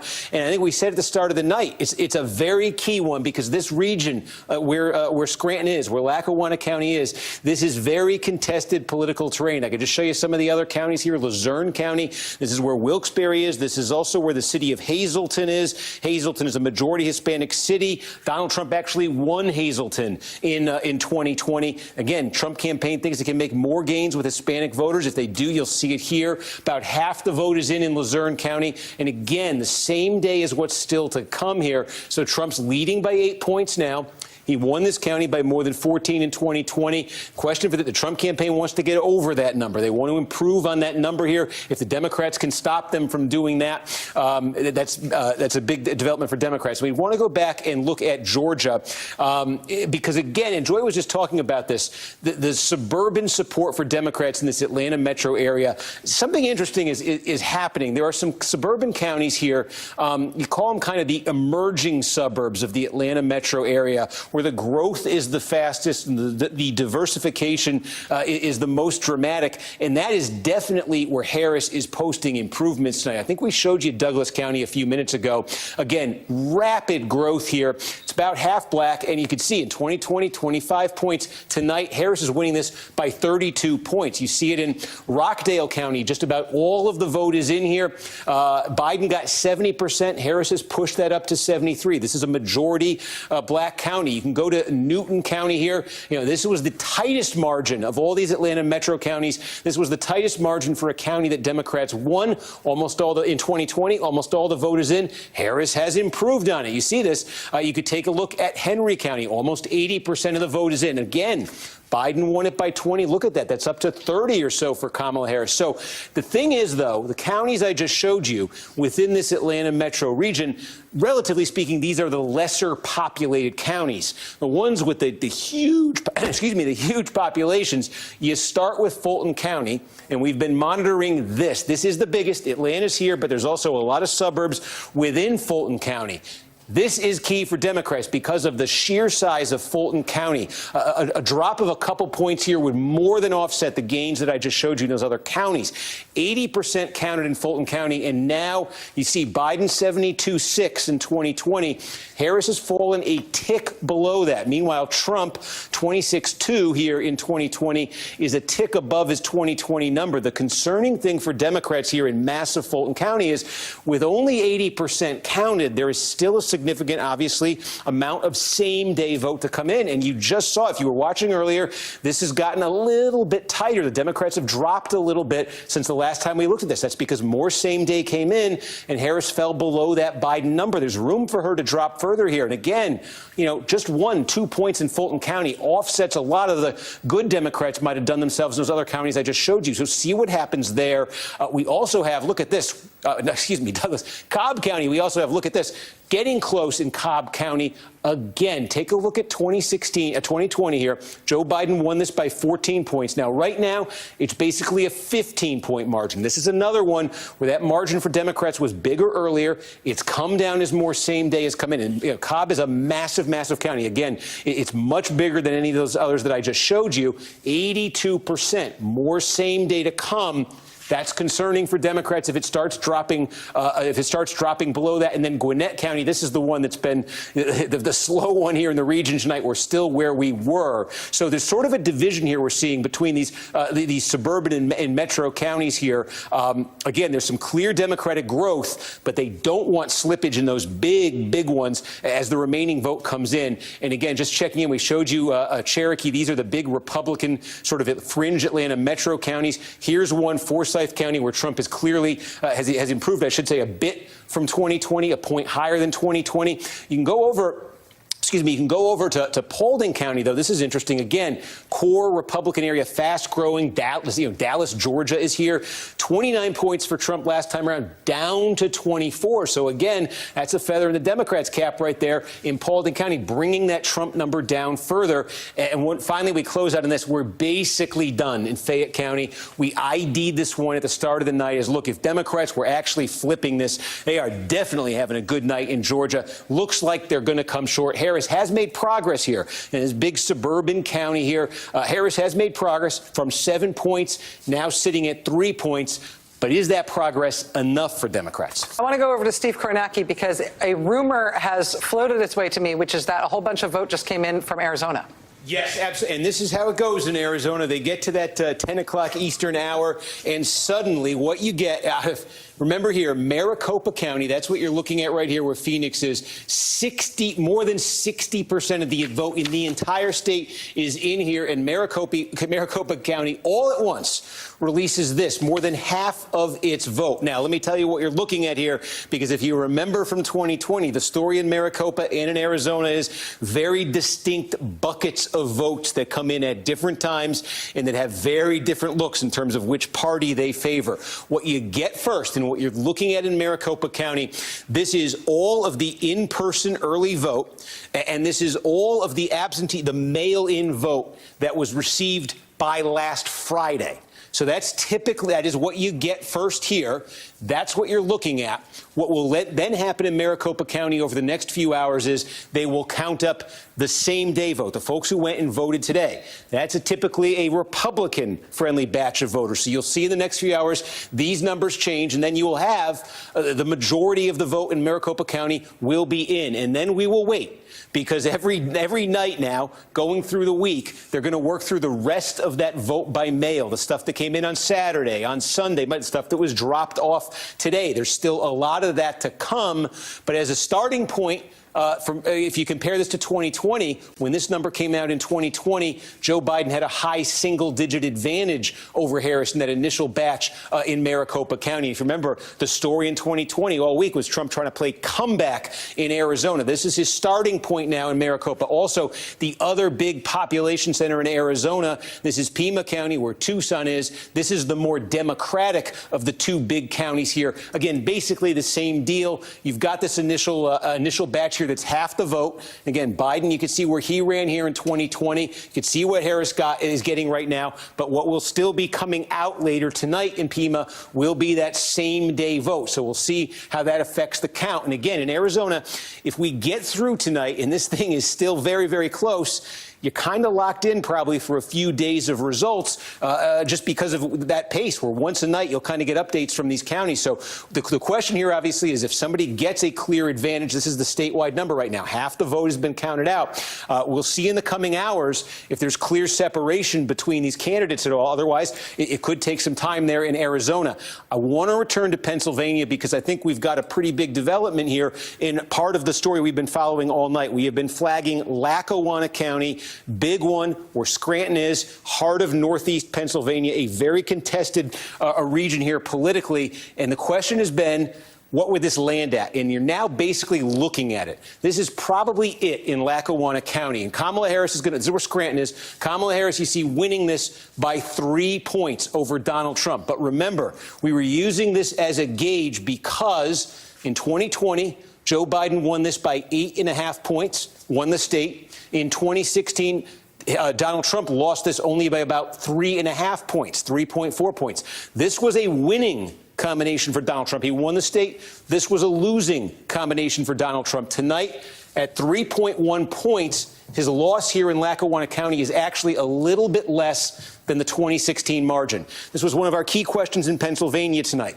Would Donald Trump get back to his 2016 level in a big blue-collar county like this? Because there are a lot of big blue-collar counties like this throughout the contested northern tier of the battleground. This I'm flagging for you because we said it at the start of the night. We'd use this as a bellwether also because this is now the complete one. We've been looking for complete counties. We've got a complete county here. So that's what it lands at right there. That was the question we asked. We now have an answer. Luzerne County, another biggie. Again, this is all big blue-collar counties, northeast Pennsylvania, slowly getting that same day, that election day vote counted up. Trump's lead now is 11 points. This is where Wilkes-Barre, Pennsylvania is. He needs to hit this number and probably surpass it. So keep an eye as this remaining vote comes in. But like Lackawanna, that's what we're looking at. One other thing to note here. Now, look, half the vote is in. Philadelphia County is the same thing as Philadelphia City. They're the exact same thing. So that's what you're looking at here.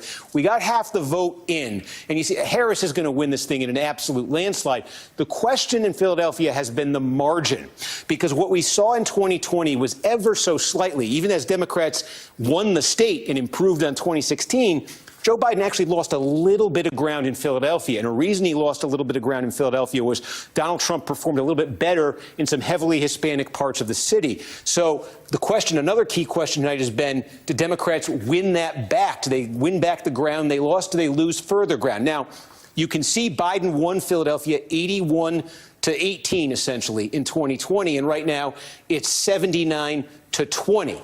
The key is this, as they count up, I keep saying the same day vote. I'm saying that because we know the same day vote is favoring the Republicans a bit. So when I say they're tallying up the same day, there's an expectation there that it's the best numbers for Trump that are still being tabulated right now. The twist in Philadelphia, though, is they still have tens of thousands of vote-by-mail ballots. And we expect at about midnight that they're going to release that second batch of vote-by-mail ballots. So as we get closer there, we're going to follow this and see if Trump can maintain this 20%, maybe even he grows it. That would be fantastic news for him if he does that. But at about midnight, a very big batch of what are going to be very Democratic-friendly votes are going to come in. And so that may answer, or really get us close to an answer, on this other key question we're asking in Pennsylvania.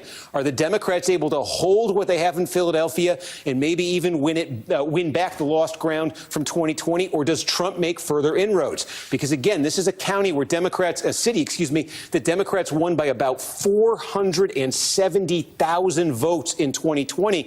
They want to hit that margin. They want to go higher on that margin tonight. So that's the drama in Philadelphia as this other half of the vote comes in. And we could just zoom right out and see. Oh, I was going to zoom out and show you the running statewide total, and I clicked Ohio for some reason. There you go. A little bit more than half statewide. That is Trump's lead statewide, but it's very spotty in terms of where you're seeing votes. Oh, there is one more I did want to flag for you. This is Cumberland County, because we do have about 3/4 of the vote in here. Why Cumberland County? Because we don't talk much about it, but there's a lot of population in this region of Pennsylvania. You got Lancaster County, you got York County. Here you got Cumberland County, Carlisle, Pennsylvania is in here. This is actually, you see red right now, this has been a growth area for Democrats. There's a lot of fast-growing suburbs in here. Again, demographically very conducive to the Democratic coalition. Right outside, right across the river from Harrisburg, Pennsylvania. So Democrats made gains here in 2020. This was actually a very good performance for Joe Biden. Now, you see with almost 3/4 of the vote in, Trump's a little bit short of that number. That was a bad number for him, and he's a little bit short of it now. But this is the thing to look for. With all of this remaining Election Day vote still to be counted, we just saw this happen in Lackawanna County. Is that going to happen in Cumberland County? Is Trump going to gain enough that he hits that number and surpasses that 2020 number? This is the kind of place where his campaign needs to win back ground that they lost in 2020. This is a big part of why, or a significant part of why Trump lost Pennsylvania in 2020. So we're going to follow that as it continues to come in. And I can also note Butler County. This is red. Obviously, it was heavily in the news this summer with that Trump rally. Believe it or not, Butler County in the Trump era, which started in 2016, while it's still deeply red, has actually gotten less red. This has been a bit of a growth area, suburbs right outside Pittsburgh, some rural areas too. The Democrats actually, I'll just show you, put it up on the screen here. This was actually a bit disappointing for Trump in 2020. Just go back here and you take a look. He won it by 37 points in 2016, only 32 in 2020. This is a place where Democrats would like to make more gains. Right now, it's basically exactly where it landed in 2020. And again, there's not a ton, but there's more of that same-day vote to come. And this is, again, the kind of place where the Trump campaign's goal coming into tonight would be to stop those losses that they were suffering, to stop that decline and maybe gain some ground back. So, with most, not all the vote in Butler County, it doesn't look like they're going to fall back any farther. Just check in, too, on Allegheny County. There's more than 1 million people in Allegheny County. You think of the city of Pittsburgh, there's also just a ton of interior suburbs there, inner suburbs there. 3/4 of the vote in Allegheny. We'll just show you where this landed in 2020. And again, this is one of the few counties in Pennsylvania that's gotten more Democratic in the Trump era. But, it's huge, as we just say. So 60% is basically where Biden landed in Allegheny County in 2020, with about 3/4 of the vote in. And if you remember at the start of the night, we had all of that mail that was dropped in Allegheny County. Trump's been trying to chip away at that sense. We got to see with this remaining 25% of the vote if he can get back to that 2020 level here. Democrats really want to grow this. The other question we're going to try to get an answer on here, too, is if there is remaining vote by mail in Allegheny County, because we say that's the wild card in Philadelphia now. We're going to check on that in Allegheny County and in Pittsburgh. But these are places, where Democrats just depend on big margins and where Harris is going to need even bigger margins, by a few points to offset potentially, like, for instance, what Trump just did in Allegheny County. In Lackawanna County, excuse me. Steve, over to you. Yeah, let's check in, Rachel. We'll start here on North Carolina. Look, again, 83% of the vote statewide now counted, and Trump with a 3-point advantage here. It's about 135,000 votes. Yeah, again, I think we're seeing some clear things we've taken you through, and they're being reinforced the more we look at here. We talked about the rural counties with large black populations where Democrats wanted to run up turnout and make some gains. That has not happened. You take a look at some of these big, well-populated, still Republican suburbs where Trump has had some slippage, where Democrats would need further slippage. We've singled out Union County before. Trump has actually gained ground in Union County. This is a gigantic one just outside of Charlotte. He's actually gained ground there relative to 2020, when this was a big reason the state got as close as it did. Another county that fits the bill here is Johnston County. Again, just very similar to Union County, just outside of Wake County. And again, it's not massive, but Trump doing a point better than he did. Harris doing a point worse than she did. Look, North Carolina is a state that is typically decided within the margins here. Republicans have been winning it since 2008. Not in landslide margins. So when you have a 1-point swing towards Trump and a 1-point swing away from the Democrats, and you keep seeing that all over the place, boy, that really does start to add up. Even in a place here, 3/4 of the vote in Guilford County, where Greensboro is. This is part of the triad. This is one of the big Democratic vote-producing counties. But again, Biden was over 60% of the vote here, at nearly 61% of the vote in 2020. What's still to come in Guilford County is that Republican favoring same-day vote. So you're really starting to see this lead that Trump has right here. The ingredients that are going into it are the ingredients he needed coming into the night. We'll just check in there. Coming into the night to have a good night in North Carolina. Take a trip down to Georgia. 86% of the vote counted now. Trump's margin over 153,000 votes. Remember, he lost this by about 12,000 last time around. We've been keeping an eye on Fulton County. Democrats need gains there. They can't afford any slippage. The same-day votes being counted up here. And now you can see it. Harris has fallen more than a point below where Biden finished in 2020. Trump's improved by more than a point here. A county this size, well over 1 million people here. That is a significant shift there. And with more same day to come, that may get even worse for Democrats right there. You could take a look at Douglas County. Cobb County. Again, we still have vote to come in here, but Harris now basically falling back to Biden's level. The potential to slip even further there.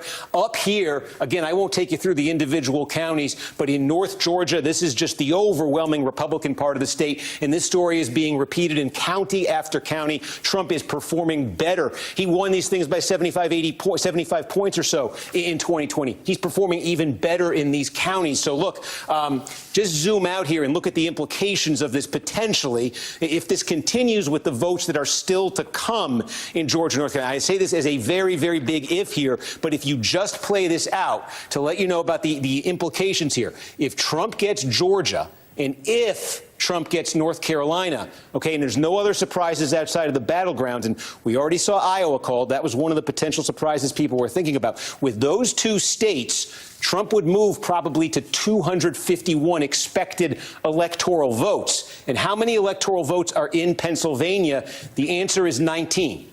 So if in the remaining votes in North Carolina and Georgia, Donald Trump is able to lock down victories in those states, I say if, but based on what I'm showing you, there's reason for hope for the Trump folks that could happen. If Trump wins those two states, he'd be at probably 251, and likely in that scenario, if he could get Pennsylvania, that would get him to 270. Now, Pennsylvania, still a scramble here. 57% of the vote is in. Just check in here on Luzerne County. We continue to get more vote out of here. This is one of the key bellwethers bellwethers we're using, because this is Northeast Pennsylvania. Boy, there's a ton of vote in here, and this is the area the Trump campaign said they're going to improve on 2020 here.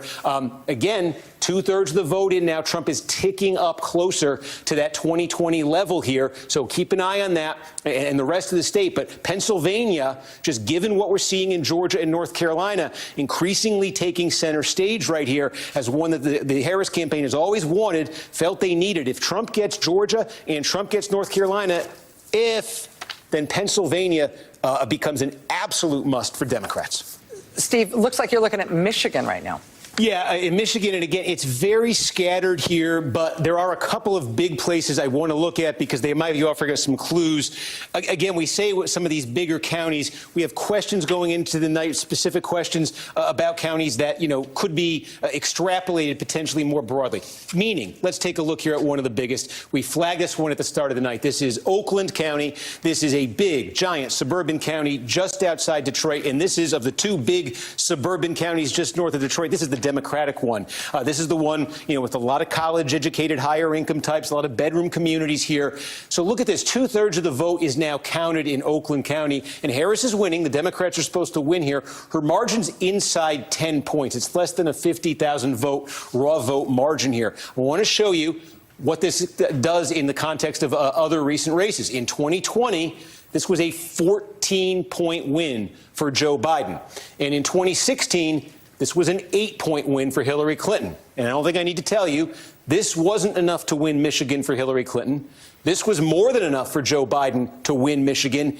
And this right now looks an awful lot like this. Remember our test coming into the night, one of them was to compare Oakland to its next-door neighbor, Macomb. Macomb is blue right now. This is the blue-collar, Trump-friendly suburban county. There's almost no vote that's been counted there, so yet to be seen how this is going to measure up. But one of the reasons Democrats were able to win Michigan, why Joe Biden was able to win Michigan 4 years ago, was this. He was able to run up a monster number in a gigantic, highly populated suburban county, and it more than offset Trump's strength in the other gigantic blue-collar suburban county.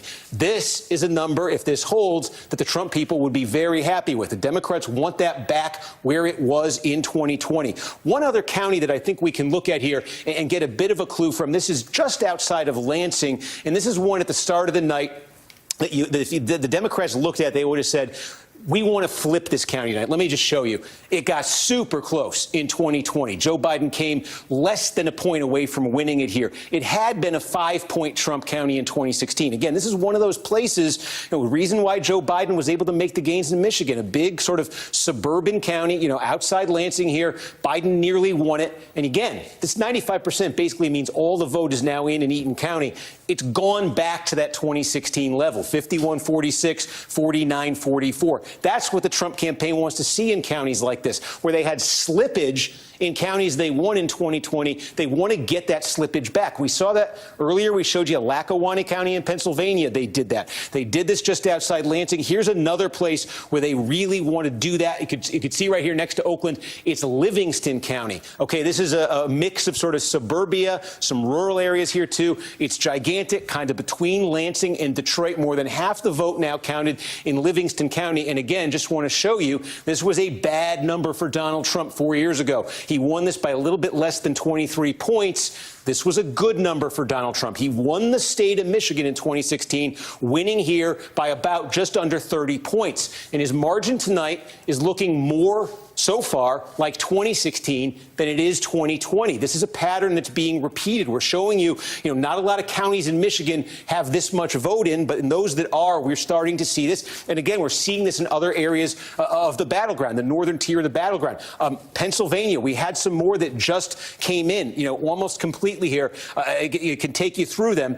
You can start right here, Berks County. Okay, this is where Reading is. One of the things we talked about, Reading has the highest concentration of Hispanic residents of any city in Pennsylvania. The Trump campaign said, we are going to make gains with Hispanic voters. The national exit poll is showing Trump making substantial gains with Hispanic voters tonight. I've seen counties way outside the battleground with large Hispanic populations where Donald Trump has made dramatic gains tonight, some in Virginia. Hudson County, New Jersey is another. And here in Berks County, again, with one of the larger Hispanic populations in Pennsylvania, here's Trump with just about, that's basically the vote here, winning it by 13. Look at that. 4 years ago, he won it by 8. This is exactly what the Trump campaign said it was going to do in a place like Burke County. It was going to take that and it was going to make it double digits. They've made it double digits in Burke County. We check in on Luzerne County. And again, we've been talking about this one. As that same day vote comes in, this is Wilkes-Barre, this is Hazleton, another county with a substantial Hispanic population, one of the highest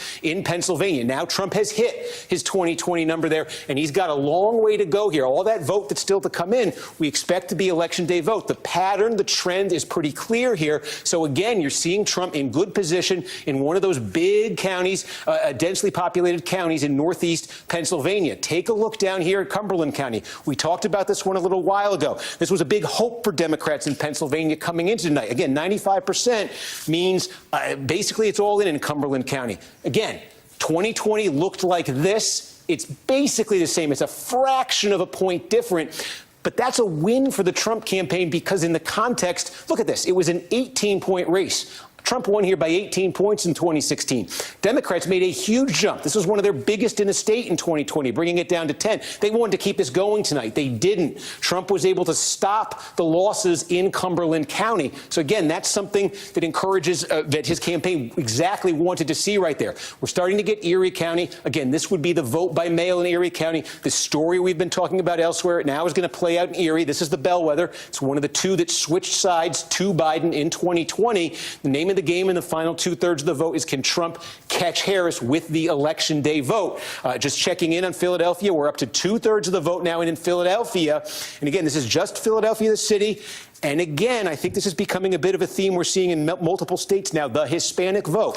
Why did Trump make some progress? It was small, but it was there in Philadelphia in 2020. It was because he improved with Hispanic voters in Hispanic areas of the city. With two-thirds of the vote in Philadelphia now, it's 77-21. Well, that looks terrible, but compare that to 2020, and look at that. Trump is running 3.5 points better in Philadelphia than he did in 2020. Harris now 4 points off the Biden number. There is more mail to come, more vote by mail to Philadelphia. That will be a boost to Harris, but there's also more same-day vote to come. And you can see Trump is running above his 2020 levels there. So where this lands, the Trump campaign's goal in Philadelphia is basically get that Biden number under 80%. So far, they're on course to do that. There's the wild card of the mail there that adds a lot of volatility to this. But again, you're starting to, as these counties fill in, you're starting to see some patterns, and patterns you're not just seeing in one state, you're seeing them in multiple states right now. Steve.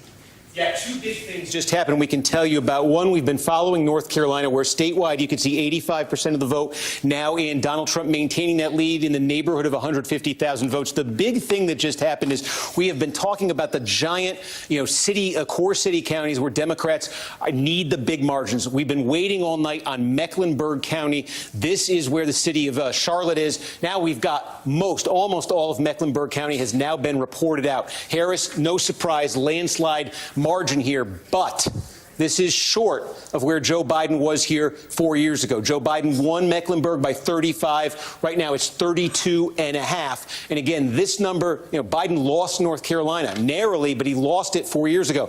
The name of the game for Democrats was to make a jump here tonight. You could look at it, do it in the raw vote, and you'll really see it. 378,000. That's the number of votes Joe Biden got here in 2020. 179,000 is Trump. That is essentially a 200,000 vote margin that Democrats got out of Mecklenburg County 4 years ago. Not quite enough to win the state, but the name of the game for them tonight was build on that.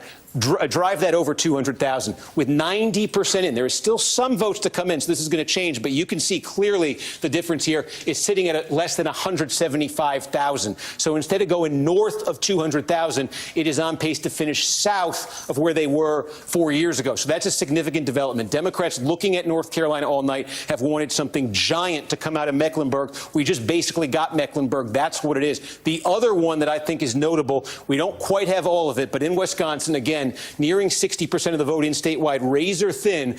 But again, one of those questions we asked at the start of the night, getting some clarity, and it's in the most Democratic vote-producing margin county in the state, Dane County. almost 90% of the vote in here. We're getting close to all the vote in Dane County. Significance here, Democrats rely so much on Dane County and Wisconsin now because they've lost so much ground in the rural areas of this state. I said at the start of the night, every single presidential election this century, the Democrats have added to their margin in Dane County. They have squeezed more and more and more out of it. Take a look at this. 4 years ago, Biden wins Dane County. The University of Wisconsin is here by 53 points, and that is a margin of about get that marker working. That's a margin of about 182,000 votes. Name of the game tonight was to hit that number and go further, like they have in every election this century in Dane County, with about 90% and still some votes to come. But you can see how far short they are of that number. 149,000 right now. 182 was the number back in 2020. This is the county Democrats rely on here. Also, in the WOW counties, the question coming in tonight, the WOW counties being the big suburban bedroom communities right outside Milwaukee. Coming into the night, they're red now. They've consistently been red. How much less red would they get? We keyed in on Ozaukee County. Okay, this is now 60% of the vote is in Ozaukee County. Significance here is Trump lost in 2016, he won the county, but he lost so much ground that this was the worst Republican performance in Ozaukee County since 1964. This fits the profile demographically of exactly where Democrats thought they could knock it out of the park tonight. Knock it out of the park in Ozaukee County means get this down to single digits, something like that. Instead, 60% of the vote in. We'll see what happens the rest of the way. But so far, Trump has stopped the losses in Ozaukee County, which had been considerable. The decline in Ozaukee County, which had been considerable since he became the Republican candidate in 2016, and now leading by more than 14 points here. So those are some big counties, significant counties, politically significant counties, where we now have a giant chunk of the vote, and we can start to see some patterns developing. Again, just checking in statewide, close to 60%. It is very close there statewide, but, you know, that is a county, you know, a few counties where we have that much vote in that size. That's very significant, potentially, what we just saw in Dane County. I understand. Did you just throw it at me? Yeah, It was me. Somebody was talking about IFB. I apologize. Here we go. Some stuff, some more returns in Pennsylvania. As I gather my train of thought here, I wanted to update you on 3 key counties here, again, in Northeast Pennsylvania. We started the night saying, and we've said it a few times, that there are only 2 counties in Pennsylvania that are true swing counties. That is to say, they backed Donald Trump in 2016 when he won the state. Then they flipped over and they backed Joe Biden when he won the state in 2020. One of them is Erie County, where you see right now about half the vote is in. Harris is ahead here. This is primarily on the strength of the vote by mail. The question is, as the rest of the vote comes in, which we know is Republican friendly, is Trump going to catch Harris there? Put a pin in that one, because the other one, we pretty much have all the vote in right now, and it's flipping. Northampton County, this is where Easton, Pennsylvania is. This is the other county that flipped to Joe Biden in 2020 when he won the state. This fits a pattern we started talking about a little bit ago. There's a substantial Hispanic population in this county, and Donald Trump has made meaningful gains here. Joe Biden won this by a fraction of a point. It's now more than 5 points in Trump's favor, with just about all the vote counted up. We also just got a lot of the vote, almost all of it now, in Lehigh County. And again, Joe Biden won here by 8 points in 2020. It's a little under 5 right now. What's in Lehigh County? The city of Allentown is in Lehigh County. It is a majority Hispanic county. Both candidates paid a lot of attention to this. The Trump folks have bet on making gains with Hispanic voters, particularly in cities like Allentown in Pennsylvania. We don't have all the returns in from the city of Allentown yet, but what we do have shows Trump making significant further gains in that city. We also have from Monroe County just about all the vote in. This is where the city of Stroudsburg, East Stroudsburg, is here. Again, substantial growing Latino population. And look at this. In 2020, Joe Biden won here by 6.5 points. Kamala Harris now ahead by 0.7 of a point with just about all the vote in. Something else we've been seeing tonight, this is really, I keep pointing it out because I keep seeing it, and I think it's important to know. There's a lot of counties like this in Pennsylvania and Michigan and Wisconsin where Donald Trump either won or came very close in 2016, and he lost meaningful ground in 2020 when he lost all 3 of those states. And we keep seeing this tonight. Where he's landing tonight is back where he landed in 2016. 2016. These were winning numbers for Trump. These were losing numbers from Trump. This is another county where you're seeing winning, the 2016 winning numbers for Trump. And just to put Lehigh in perspective here, too, Lehigh County, again, I think we showed you 8 for Biden, less than 5 tonight. So you're also seeing it there. We continue to see it. Philadelphia, monitoring this as well. Now, more than 80% of the vote is counted here. Again, compare this to 2020. Biden won here, 81-18. We're going to take it a step further back because I want you to see the longer-term trend here. In fact, I can take it all the way back to 2012 because I think it's an interesting story. In 2012, Barack Obama won this county by 71 points. Okay, the county, it's Philadelphia. It's the city of Philadelphia.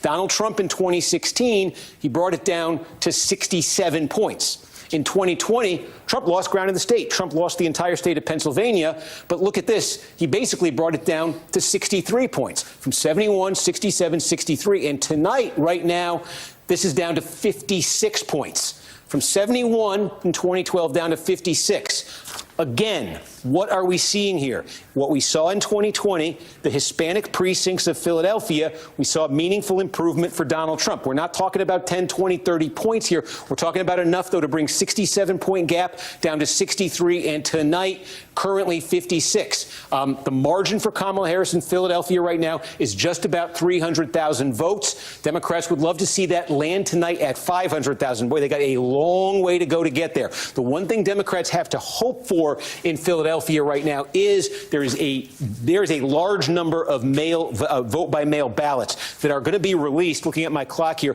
we think in the next 45 minutes or so. That should boost the Harris number in Philadelphia. That should boost the margin there. But she needs to get that back at least to where Joe Biden was 4 years ago. She needs to get that margin way up. I'm just going to take a quick look through the collar counties here because I think we're starting to get some meaningful vote. Again, these collar counties, especially Delaware, Chester, and Montgomery County, have become big, core Democratic vote-producing counties. Delaware County is the most Democratic of these three, and you can see it was 63-36 here in 2020. The name of the game in all these counties, Democrats want to be landing north of the Joe Biden number from 2020. They're on the Joe Biden number in Delaware County right now. Take a look out in Chester County.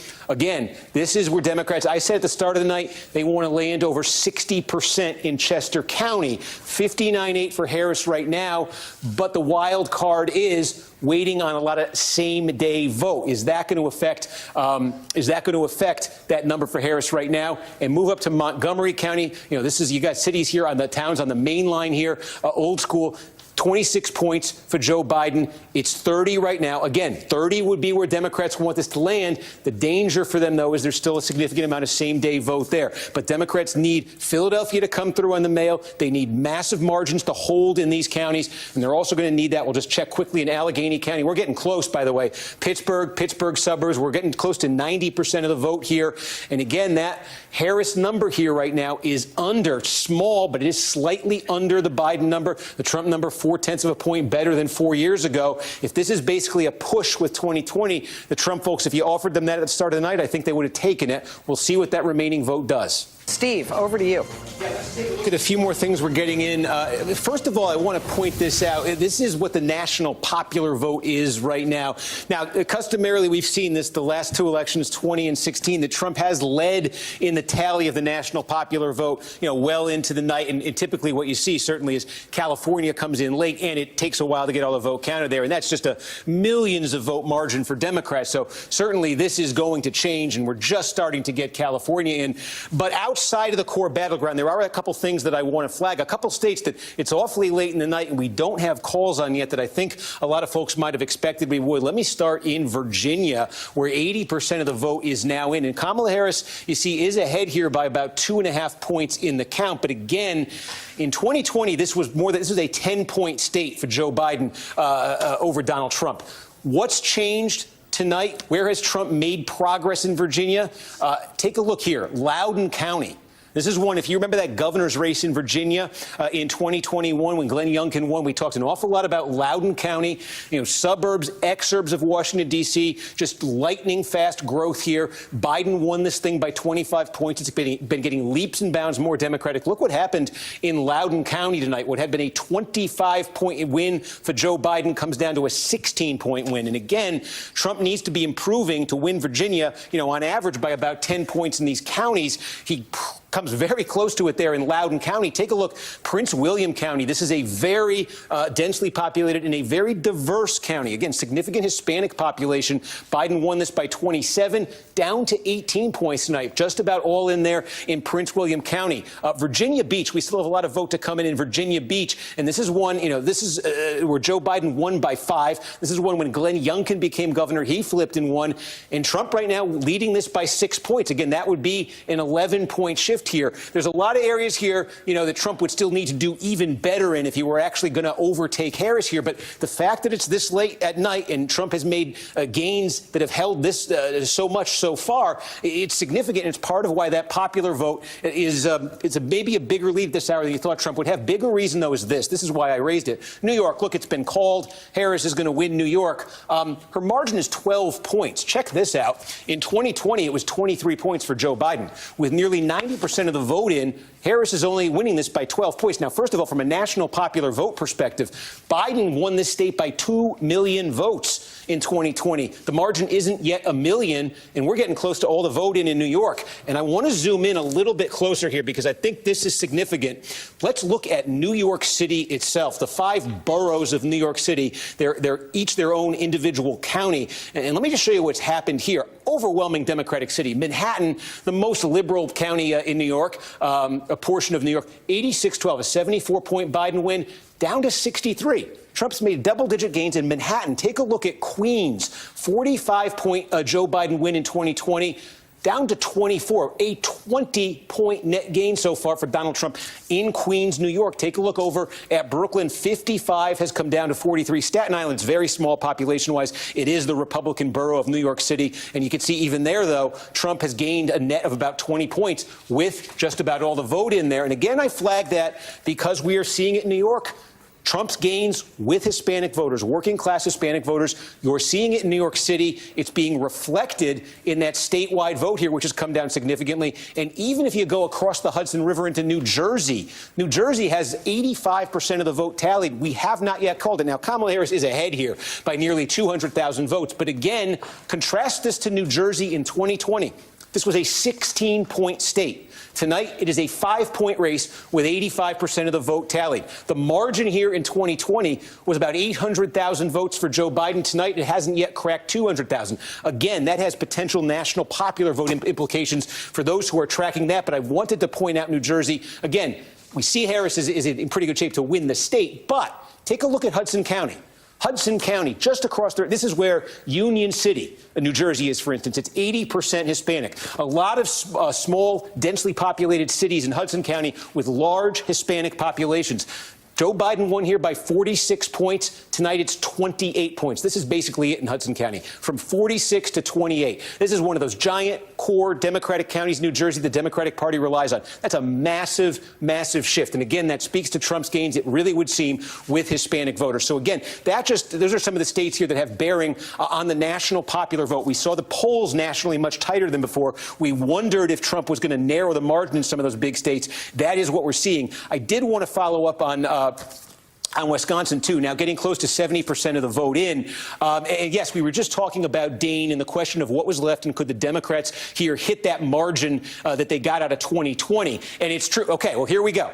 Now we're up to 95%. So we just, since I checked in a few minutes ago, we got more. We're getting close to all of the vote in Dane County. 163,000. That's the Harris margin in Dane County, 163,000. In 2020, that was about 182,000. 182, 163. We'll see if there's any more votes to come. But when that hits 95%, they're usually aren't. So again, if anything like that holds, boy, Democrats want to be at that number. This is where they've improved their performance every time for 4 years. Where Democrats have improved tonight, where Harris has improved, or it looks like she will, not much to come in Waukesha. Big county, 400,000 people live here. One of those wow counties right outside Milwaukee. And here again, Trump got, basically 60%, 60 to 39. Trump falling a point here so far. Harris rising a point over Biden. So that is progress for Democrats in a very big county. You take a look here at Ozaukee County. And again, this one, now we got about 3/4 of the vote in. And Trump is running a bit above, not much. It's basically level with his 2020 number. Again, this is one where Democrats want to get a couple points better, see what happens with that remaining vote. And we talked at the start of the night about, we say the wow counties and the bow counties here. Brown County, Outagamie County, Winnebago County, mid-sized cities along sort of the Fox River, Lake Winnebago. These are all counties that Donald Trump won in 2020, but with reduced margins. Is he returning to 2016 levels, or is he back at 2020 levels? So Outagamie County here, again, this is where the city of Appleton is. In 2016, when Trump won Wisconsin, he won this county by about 13 points. In 2020, when he lost Wisconsin, a 10-point margin.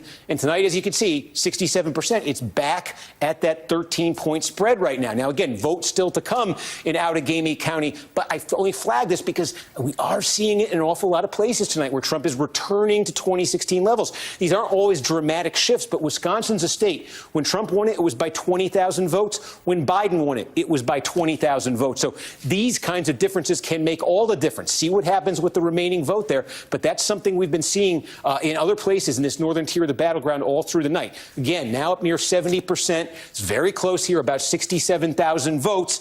More to come out of those wow counties, and we'll see if there's anything left there in Dane. But if that number doesn't move, that's a little bit below, I think, where Democrats wanted to be there. Steve, what are we seeing at this hour? Okay, let's take a look at Pennsylvania, where you had Jacob there a few minutes ago setting up what probably any minute now we're going to see out of Philadelphia, and that is, he says, about 50,000 vote by mails. The result's going to be released in Philadelphia. Of course, that is the most Democratic-friendly, overwhelmingly Democratic vote. So when that gets reported, we want to see what it does. This margin for Harris right now in Philadelphia sits at 305,000. Remember, ultimately, Democrats are hoping tonight to get that in the neighborhood of 500,000 votes. Got a long way to go with a little bit more than 2/3 of the vote in. And again, the context for this is where things stand in Philadelphia right now is that Trump is running so far 4 points above where he finished in 2020. Again, let's see. This mail update is going to be huge because how much do these numbers change? Democrats want to be above and need to be above this Biden level and be getting that plurality close to 500,000 because of what else we're seeing right now and what's coming even in the last few minutes in Pennsylvania. And let me just show you what that is. A couple things. We said put a pin in Luzerne County, where Wilkes-Barre is, where Hazleton is. That's a majority, almost 70% Hispanic city. We now have all the vote in Luzerne County. Donald Trump is going to win this by a little bit more than 21 points. Compare this to 4 years ago, it was 14. Theme, but it's important. Trump's gains with Hispanic voters. You're absolutely seeing it here in Luzerne County. He's going to win this by more than 20 votes. That's a significant jump for him. His campaign said he was going to do that. They did do that here. We also saw him make those gains in Lackawanna County right next door earlier tonight. Also, where we're getting some clarity in Pennsylvania, South Central Pennsylvania, Lancaster County. This is one of the counties where you can see in 2020, Trump got 57-41. It's 57-58 if you round it 41 now. This is a place where Trump slipped in 2020, where Democrats wanted him to slip further. That's not happening. This is a big region population-wise. It doesn't get the same attention as Philadelphia. Lebanon County here, too. All the vote is in. Again, Democrats wanted more of a Trump drop-off here. They don't get it in Lebanon County tonight. And we showed you Cumberland County, I believe, earlier, but also in this region, also a place Democrats wanted gains, also a place where really they're not getting it tonight. Look inside the collar counties here, just outside Philadelphia. These are huge population-dense counties, and I'll flag a couple things. We got almost all the vote in Delaware County right now. Of these core collar counties, this is the most Democratic. It's the most diverse, most blue-collar of these three, of Delaware, of Chester, of Montgomery. Now, in 2020, Joe Biden won here by essentially 27 points. getting close to all the vote in here right now, and it sits at about 24.5. Not Harris, not at the Biden level. And keep in mind, again, this is very clear in Pennsylvania right now.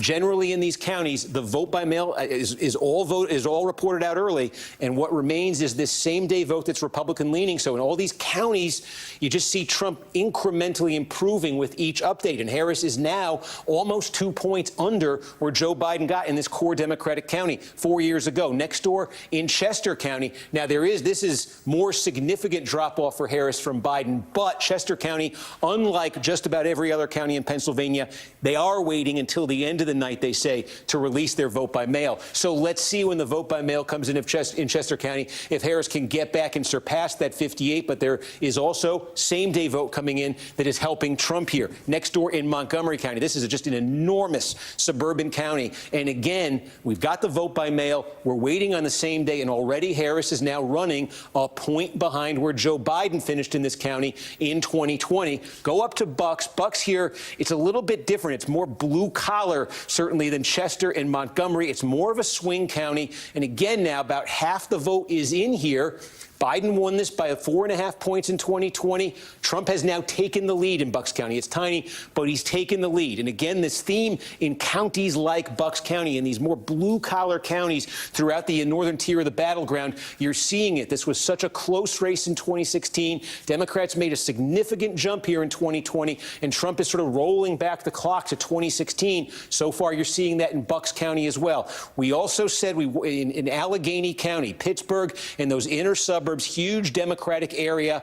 We're coming close to all the vote in, 94%. We are super close right now. And again, let me just show you. In 2020, Biden essentially got 60%. And your Harris is very close to that, but she's not quite at that level. And Democrats won her over 60% here. Given everything I'm showing you about these Trump gains, especially in these counties with significant Hispanic populations, it becomes essential for Democrats that Harris in these areas overperform where Joe Biden did in 2020. Now, there may be some vote-by-mail ballots left, we're told, in Allegheny County, but we're talking about maybe 1,000, something like that. Very small amount, nothing on the order of what you've got there in Philadelphia. So, again, this is a place where Democrats want big gains, and frankly, the way this is playing out tonight, need big gains, given everything else I just showed you. Reset it, 85% of the vote now in Pennsylvania, about 170,000 vote difference. Seeing, as in case it came in there, it did. There you go. That vote-by-mail update, it looks like, came in Philadelphia as we were going through this, and you can see, look at that Harris margin, how much that jumped, basically up to 350,000. And there is, as Jacob said, another batch of mail that's going to be reported out tomorrow morning. So another jump like this expected to come that did knock Trump's number down, that did knock his percentage down to 20.8. It was at about 22 before, but again, he is still running 3 points north of where he was in Philadelphia back in 2020. So let's see that final. It's going to be a while till that final vote by mail update. But this one took Trump down a notch, but it didn't take him back to the level Democrats want him at there. And we can just take a trip down quickly to Georgia, because we've got some more counties that have basically filled in Georgia. Now 93% of the vote. And you do see that margin for Trump has come down a little bit. It's just under 120,000 votes, his lead statewide. Not a lot of votes left here, but one place we finally got clarity in here is Gwinnett County. This is a giant one, more than 1 million people in that core Atlanta metro area. Not all, but almost all the votes here right now. And again, let me just show you. It was 18 points for Joe Biden in 2020. Right now, about 16.5 for Harris.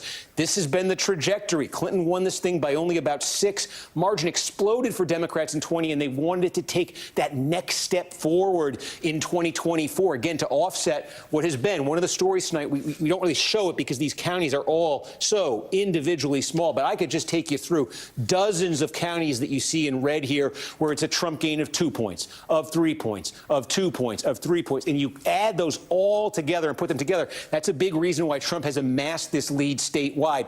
We've also got a little bit more in now out of DeKalb County. You know, some of this county here is inside the perimeter, large black population, large population of college-educated white voters. Not quite, Harris, hitting that number that Biden hit here in 2020. Massive win for here, but not quite hitting it. Still some votes to come, though. Democrats want to get more, desperately need more out of there. They would desperately need more out of, this is this is as core Democratic a county as you get. And again, Harris basically level, but a tick under where Joe Biden was in 2020. Not much to come. Democrats need every vote they could possibly get out of there. So again, you reset it statewide, seeing if anything changed. 118,000 votes. That's the Trump margin right now. And I'll just check to see if anything changed dramatically in Pennsylvania. 166,000, 85%. And you see what the lay of the land looks like there right now. Steve, over to you.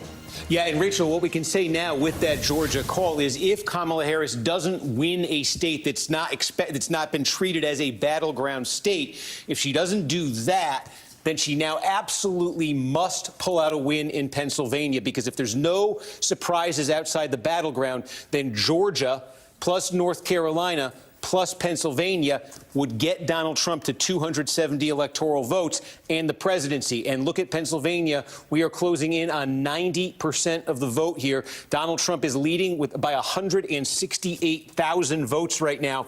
A couple of things that we can show you that have come in now in Pennsylvania to add a little more clarity. We said at the start of the night, 2 counties are pure bellwethers in Pennsylvania. Voted for Trump in 16, flipped to Biden in 20. What would they do tonight? We told you that Northampton County in the east has flipped to Donald Trump. The other one, Erie County, we've now got the results from Erie County. It's flipped back to Donald Trump. Again, just take a look at this. In 2016, when Trump won Pennsylvania, he won Erie County. He gave it back to Biden when Biden won the state. Now Trump is reclaiming Erie County tonight. Again, this is one of those big sort of quintessentially, you'd call it Rust Belt counties, a lot of big blue collar population there. Where are we waiting for remaining vote in Pennsylvania right now then? We've talked a lot about Philadelphia. Jacob has told us there are going to be a big batch of mail-in votes that we are not going to know until sometime tomorrow morning. That's it. There's also some same-day vote that's been coming in. The same-day vote has been running less Democratic than the vote by mail. And again, the big picture in Philadelphia is the Democrats are currently 3 points behind where Joe Biden ran in 2020. And this reflected a bit of a disappointment for Democrats. They won Pennsylvania, obviously, in 20. They were thrilled with that. But their Philadelphia number came down. It's coming down further so far, and unless those remaining mail-in ballots really boost them dramatically, Trump may finish with more than 20% in Philadelphia. Also still to come, we've got a few votes left in Delaware County, big suburban county, right outside Philadelphia. But again, right now, Harris is not hitting that Biden number. She absolutely needs to hit and exceed that in these places. Chester County, I think we're pretty much down to the vote by mail in Chester County. Of course, that is the very Democratic vote. So the question becomes, when we get that vote by mail, Harris is at 54.5. She's got to get past. She's really got to move past that Biden number. Will the remaining vote by mail in Chester County do that for her? Up to Montgomery County, more than 3/4 of the vote in here. This is a giant county, though. There are still lots of votes left to come. Again, from Harris's standpoint, she's got to get past that Biden number with what's left to come here. No vote by mail left in Montgomery County. Move up to Bucks County. 2/3 is in right here. This would be, if Donald Trump hangs on here, still plenty of votes to come, though. This would be a flip. And again, of those immediate Philadelphia area counties, this one a little bit more blue collar than the ones I just showed you. So again, that's a trend we're seeing. We saw it in Erie. We saw it in Northampton. We're seeing that in a lot of places tonight. Also, I'm giving you Democratic, big sort of Democratic vote areas, Bucks notwithstanding, but Chester, Montgomery, and Delaware. In southwest Pennsylvania, the 2 big counties here, we've got Washington all in. I want to draw your attention to this because these are 2 big bedroom community suburbs of Pittsburgh. In Washington County, Donald Trump has improved tonight. The core Republican area, he wanted to boost his numbers in a place like this. You can see in Washington, he has. And if you go next door to Westmoreland County, which is even bigger, there is still vote to come in Westmoreland County. Trump currently, take a look at this, 28 points was his margin, 36 here right now. Again, if he finishes above that 28, it's exactly what he wanted to be doing. So for Democrats, it's going to take something really kind of massive out of Philadelphia, where really those numbers are disappointing for them so far. And again, out of Chester with that vote by mail, it's more to come in Montgomery, and they're going to need to get bigger margins with what's to come. Again, 170,000 votes. That's Trump's advantage here, nearing 90% in Pennsylvania. Just checking on Allegheny. And again, those are the stakes. Trump wins this state. He's probably got this. Steve, as we're heading toward that, what are you watching? Yeah, I'm watching Pennsylvania because now we've inched over 90% of the vote in, and Trump's margin now has moved over 200,000 votes in Pennsylvania. That's a 3.5 almost point advantage for Trump. What just happened and what's left? Well, we just got a big piece of the puzzle. York County this is a biggie. Again, we talk about that south central Pennsylvania region as a sleeper. We just got all of the rest of the vote here. There was a lot outstanding, and again, to put this in perspective, this is an improvement from Trump over where it was 4 years ago, and that completes pretty much the storyline in this region of the state. One of the big questions we asked in Pennsylvania at the start of the night was, would Trump decline further in this part of the state? He had dropped a bit. He had dropped a bit in 2020. He didn't drop any further in counties like this tonight: Lebanon County, Lancaster County, Cumberland County, now York County. Where else did we just get results? We got it in Westmoreland County. We're almost complete here. Again, big Republican suburban, some rural areas too, certainly, but big Republican county outside Pittsburgh. And again, Trump is running a little bit better than he did here in 2020. That's what his campaign wanted to see. We also got some more results out of Montgomery County. We're getting close to everything in there. 86%. Harris is winning in Montgomery County, big suburban county right outside Philadelphia. It's a 22-point margin for her. But what we have been watching is this number, this Harris number, has been ticking down ever so slightly with every update. Why? Because every update is the vote that was cast today. That is the most Republican-friendly vote. The vote by mail, the most Democratic-friendly, that was released early in Montgomery County. So what are we still waiting on in Pennsylvania? Well, again, Philadelphia, we've got about 80% of the vote in here right now. Harris's margin, 356,000. Again, Democrats want to get that somewhere around, need it, somewhere around north of, frankly, 500,000 votes probably. Again, Jacob said, going to be a big vote by mail update in the morning, get some clarity on that. But Democrats need to boost the number there. We are waiting as well in Chester County on the vote by mail. They do it at the very end there. Oh. Sorry, Steve. Yep. Didn't mean to catch off mid-word there. This is our final poll closing of the night. It is 1 o'clock in the morning in the East Coast, and that means we've got our final poll closing, and that is in Alaska. Right now, the projection in the presidential race in Alaska is that it is too early to call between Kamala Harris and Donald Trump. In terms of the road to 270, this is where the two candidates stand right now as they both try to get to 270 electoral votes. Shazam! There it is. 246 electoral votes for Donald Trump, 194 electoral votes for Kamala Harris. In terms of the battleground states right now, let's look at the,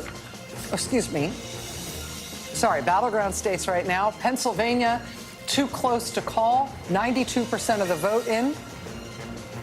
In Michigan, it is too close to call with just over 60% of two candidates, 8 chambers. Last is a House Nick just early to We were just looking race in the state. This race is at this point too early to call in the House race in Alaska. That is where we stand. Steve, I'll get back to you. Yep.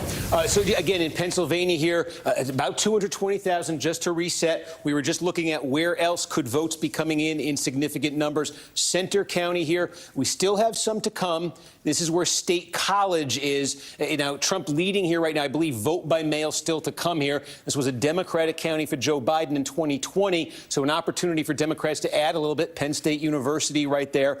So there are some pockets that, though, frankly, this should be a Republican county in a big way by the end of the night. We still have a ton of votes to come. We knew it was going to take a long time here. The vote by mail, it looks like, has been processed. So there are pockets here where Trump can gain, too. But again, Philadelphia, by far the biggest thing outstanding.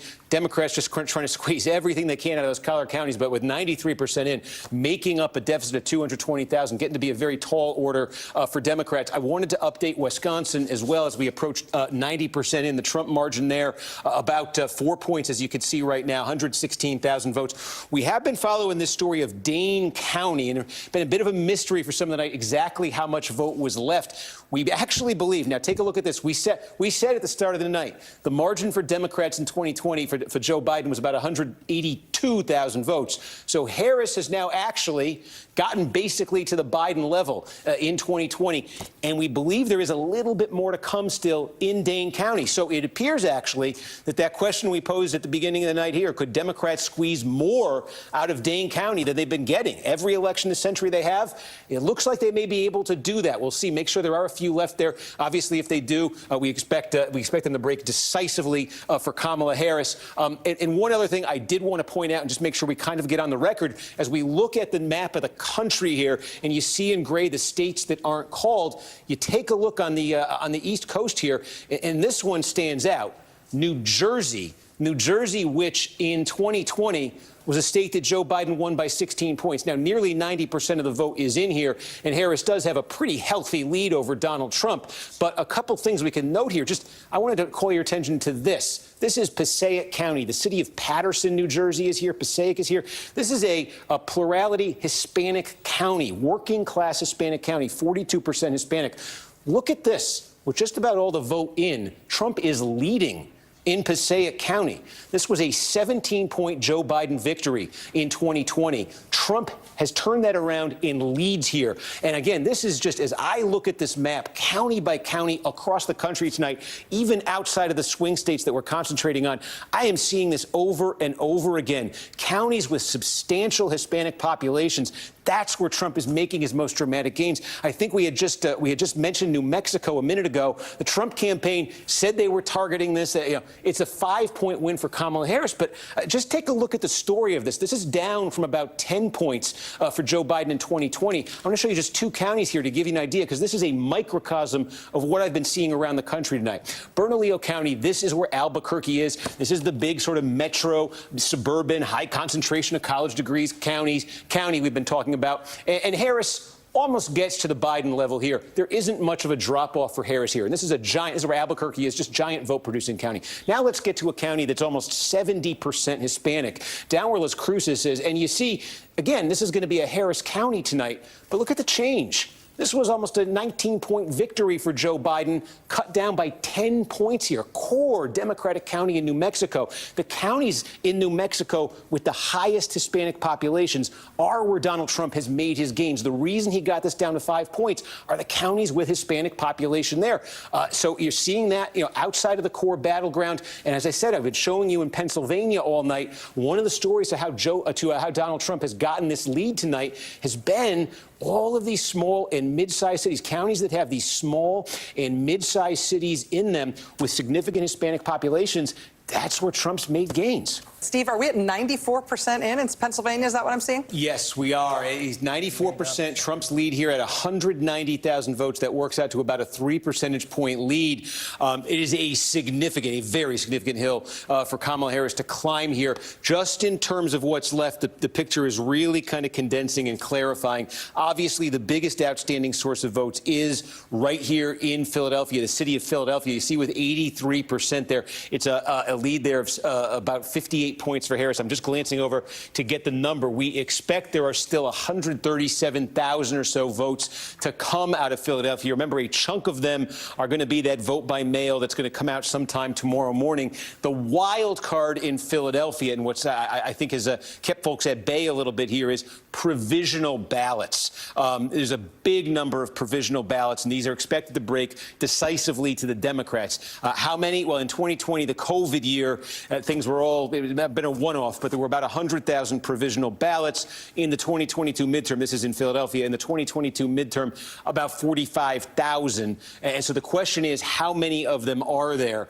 And what does that remaining provisional ballot pool look like when you get the rest of these votes in? Is there plausibly something there that could boost the Democrats enough to make up for this big gap that they have statewide now, which, again, I'll show you, 190,000 votes there. So you got what's left in Philadelphia. You got the provisional ballots in Philadelphia. That's what the Democrats are kind of hanging their hopes on, because the rest of these counties here, we're just waiting on a little bit from Chester County. Democrats will gain some here, but at a 54-44 clip, anything like that, it's not going to be a huge gain. Same in Montgomery County. There's some left here Democratic, but again, if it's about a 60-40 split of what's to come, that won't net out to a ton. And then there are places to come with significant vote where, look, Trump is running ahead in Bucks County now by 2.5 points. Votes to come there may net net out a bit in his benefit. You could look here. This is just the mail-in ballot in an overwhelmingly Republican county. You're talking tens of thousands of votes still to come here in a place Trump won by almost 40 points. So he's going to make up. He's going to make up ground there. He's going to make up ground still in a place like Schuylkill County, core Republican county. He's winning it by 52 points. There's still votes to come. There are still pockets of votes as well in these deeply red Trump counties. They add up as well. So again, Democrats stand to make some gains in these places, maybe some very substantial gains out of Philadelphia. The provisional vote, we are trying to figure out how much there is. That looms as a wild card here. But again, looking at a mountain of 191,000 votes you got to make up with this little left in Pennsylvania, that's looking like a close to a Mount Everest there for Harris. But let's get a sense of that provisional. Steve, can we look at Pennsylvania Senate before we leave the state of Pennsylvania? Yes, let's call it up right there. And again, this is basically the same situation here. It's 49-4-48. So there is a bit of separation there where Dave McCormick, the Republican Senate candidate, is running a bit below Trump's number. Bob Casey, the Democrat, you can see is running a bit above Harris's number. Again, I'll just show you the sort of the eye test here, 49-4-48. And we'll show you again the presidential race, 50.9 to 48 flat. Why that is significant is because while this is a very, as we say, a very big margin for Democrats to try to overcome, and we'll see what happens as we learn more about the provisionals, but while 191,000 is that steep, when you look back at the Senate race, 88,000 with what's remaining in terms of the votes in Philadelphia, in terms of the vote by mail in Philadelphia, in terms of potentially the provisional ballots. That is closer. That's decidedly more doable. Just given the numbers that are left for the Democrats, for Bob Casey to potentially make that up. So there is a bit of separation here. We were wondering about this in a lot of these key Senate races. How much would the sort of the partisan split just roll down to the Senate race? You could see to a great degree it's done that in Pennsylvania, but is this one separated enough for the Democrats where what's left could boost Bob Casey? There's suspense there definitely right now. Steve, while we are waiting for Donald Trump to speak to his supporters in Palm Beach, I'm going to put you to work a little bit on a couple more Senate races, if you don't mind. You can say no if it's inappropriate, but I'd love to hear your take, either Wisconsin, Michigan, take your pick. Yeah, let's take a look in Wisconsin because we have more complete results in Wisconsin. Michigan still remains a bit of a mishmash there in terms of these counties we're looking at, but close to 90% of the vote is in here. And again, Hovde, the Republican, with about a 2.5-point advantage. That's about 70,000 votes over Tammy Baldwin, the Democratic incumbent. Again, the question here is how much these are going to sync up with the presidential race. So again, keep your eye on that now. Watch it flip from 50.1 for Hovde to 51.3 for Trump. So again, given how tight Wisconsin may come here, it's a 125,000 vote advantage for Donald Trump. And then you take a look at the Senate race, and it's just a little bit more than half that. So again, Baldwin behind, but running substantially closer to Hovde than in the presidential race we're seeing with Trump and Harris here. So again, if this thing becomes tight enough, if you're in a situation ever where Trump ekes out a victory in the presidential and Hovde's running a point or so behind him, there's the potential there for a split as well. Remember, in Wisconsin in 2020, it was a difference of 20,000 votes that separated Trump and Biden. It was about 20,000 votes in 2016 as well. In 2016, there was a Senate race.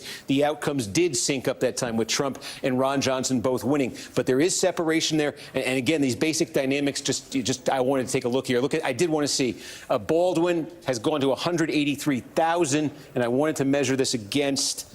Yeah, okay, they're equal. This is significant because we've talked about it all night, and now officially Harris has expanded the Democratic margin in Dane County. It was about 182,000 last time. So this is yet again this century. Democrats are getting more out of Dane County. That's rolling right over, as you would expect, to the Senate race as well. Okay, so parallels there. Can we look at Michigan? Yes. So Michigan, though, 70% of the vote is in here. And again, 52.2, 46. Let's call up the Senate results. 50.7, 46.4. So I think you can see where this one is going.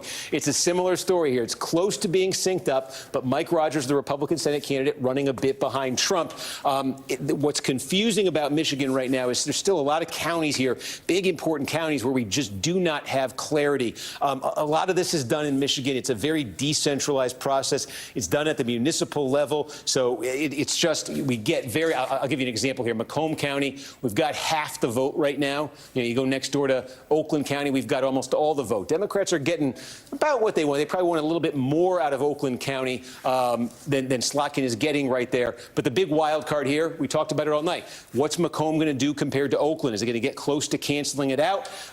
Half the vote still to come. This is a 13-point margin, essentially, for the Republicans here. That's a substantial improvement from the Republican number in 2020. So we need to see more to be able to make some of these comparisons. Again, only about a third of the vote is in Wayne County. This is obviously hugely important. You've got questions about the city of Detroit, questions about the Muslim and Arab vote throughout the county. So it's a lot of a mishmash in Michigan right now to make sense of either one of the races. But there is, with the votes that are tallied, a little bit of potentially substantial separation between the candidates. In terms of additional Senate races, if you don't mind, Steve, could we go to Arizona? Yeah, let's take a look here. And I'm curious, too. In the presidential, okay, now about half the vote statewide. And remember, this is going to kind of, they're going to add the same day votes night, and it's going to be a long sort of count in Arizona the rest of the week. So take a look here at the Senate race. And again, you definitely see some separation here. It's a 6-point deficit for Kari Lake there with what's been counted in the Senate race. And it's a 1-point deficit, a little bit less than a 1-point deficit for Kamala Harris. So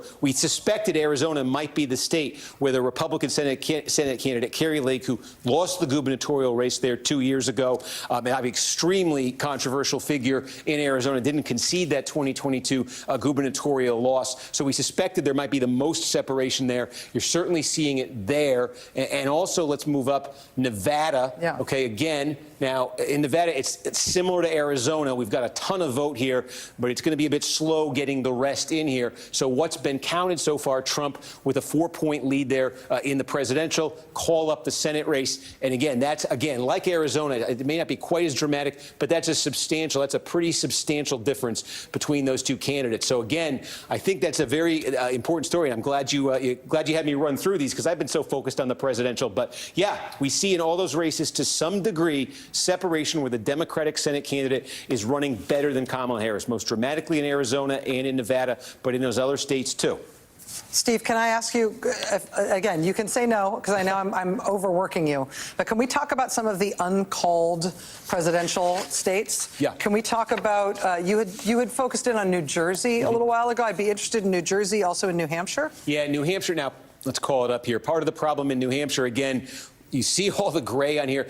Also, you see all these puzzle pieces. Unlike other states, New Hampshire doesn't report out by county. They report out by municipality. So you've got some cities in here, and you've also got a lot of just small towns, villages, hamlets kind of, where you're just still waiting on numbers. And that last 15% or so in New Hampshire can take a long time, not come in election night, not come in those overnight hours. So there's still a lot to come, but we can show you some of the places we're looking at. Statewide, that's almost a 5-point lead for Kamala Harris. It's down a little bit from, I'll just show you, that's down a little bit from where this state landed in 2020 when Biden won it by just over 7 points. But some of the places we were looking coming into tonight, this would be a good example. Pelham, New Hampshire, right on the New Hampshire-Massachusetts line. This is the kind of big town that Trump lost ground I'll show you, lost ground in 2020.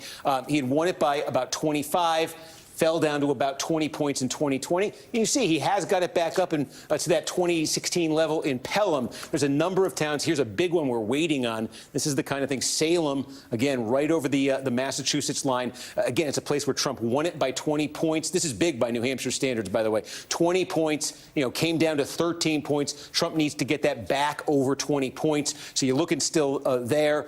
We could take a look. How about some of these other big ones here? Derry, New Hampshire. Okay, we got complete in Derry. A bit of a blue-collar town here, pretty big-sized blue-collar town. And again, Trump by 14 points in 2016, cut in half in 2020. He's gotten back. Not quite, though, to the 2016 level. I think to really have a shot in New Hampshire, Trump would have to be exceeding the 2016 level. He nearly won New Hampshire in 2016. It was just 3,000 votes. But in a place like Derry, he wants to be going over the 2016 number. Take a look at Londonderry. Very similar here, big, kind of blue-collar place. Look, Trump eked it out in 2020 after winning this thing by 10 points in 2016. Again, he's improved on 2020. The Trump campaign would look at a Londonderry and say they want to have more improvement than that. So Trump seems to be taking a step forward. There are some, pretty significantly sized outstanding places on this map still, but he needs to take bigger steps forward. Now, that's why you see it's a 5-point lead here for Harris, about 30,000 votes, 29,471. But with so much to come and such a slow reporting, decentralized state, you're not getting a call there. This was one, though. Obviously, J.D. Vance was sent here on Sunday for the Trump campaign when they talked about potentially expanding the battleground. It was this, it was Virginia, it was New Mexico. It's an improvement, it looks like, for Trump. But you're not looking at these numbers and saying these are numbers that are going to give Trump a victory in New Hampshire. Last one I'm going to ask you about, Steve, and I'm not even supposed to, but I'm going to. Minnesota. Yeah, okay, now this is shades of 2016. Let's go out to Minnesota now. 3/4 of the vote is in. Uncalled, of course, Tim Walz, the governor of Minnesota, the Democratic vice presidential candidate, and yet compare what we're looking at right now in Minnesota to what we saw 4 years ago. 7 points, cut more than in half at this point. It's a 3-point Harris lead. It's a pretty good cushion she has there. But again, this is a drop-off for Democrats in the vice presidential candidate's home state. Oh, and I wanted to extend it out further because, remember, in 2016, this was one of the states that Trump almost got. He got, remember, Pennsylvania he flipped, Michigan he flipped, Wisconsin he flipped, on the strength of blue-collar white voters. Minnesota is a state that also has a ton of blue-collar white voters, a lot of them small cities, rural areas. And again, this number tonight is not looking as much like 2020 as it is 2016. Again, what saves Democrats, even in a close call like this in Minnesota, what saves Democrats is the immediate Twin Cities area here. You talk about like Hennepin County. It's the big population dense, suburbs, cities where, again, high concentrations of college degrees. And again, right on the number. Harris is right on the number. She's not dropping off at all in Hennepin County. So, look, even if Trump is making gains, is winning back some of the votes that he surrendered in 2020 in blue-collar areas, Democrats count on this area. We take a look here where St. Paul is. Again, right on the number there for Harris. So typically for Democrats, if they can hit those big margins in the Twin Cities, they can withstand defections or losses in the more blue-collar areas. And it looks like Trump has made gains in the blue-collar areas, but so far the reason why he's still trailing with this much vote in is the Twin Cities are doing what Democrats depend on them to do. Am I allowed to check in with you? Let's go. Great. What do you have for us in Michigan? Yeah, so I was just checking this out. See, statewide, 80% of the vote is in here. Trump with a 7-point advantage.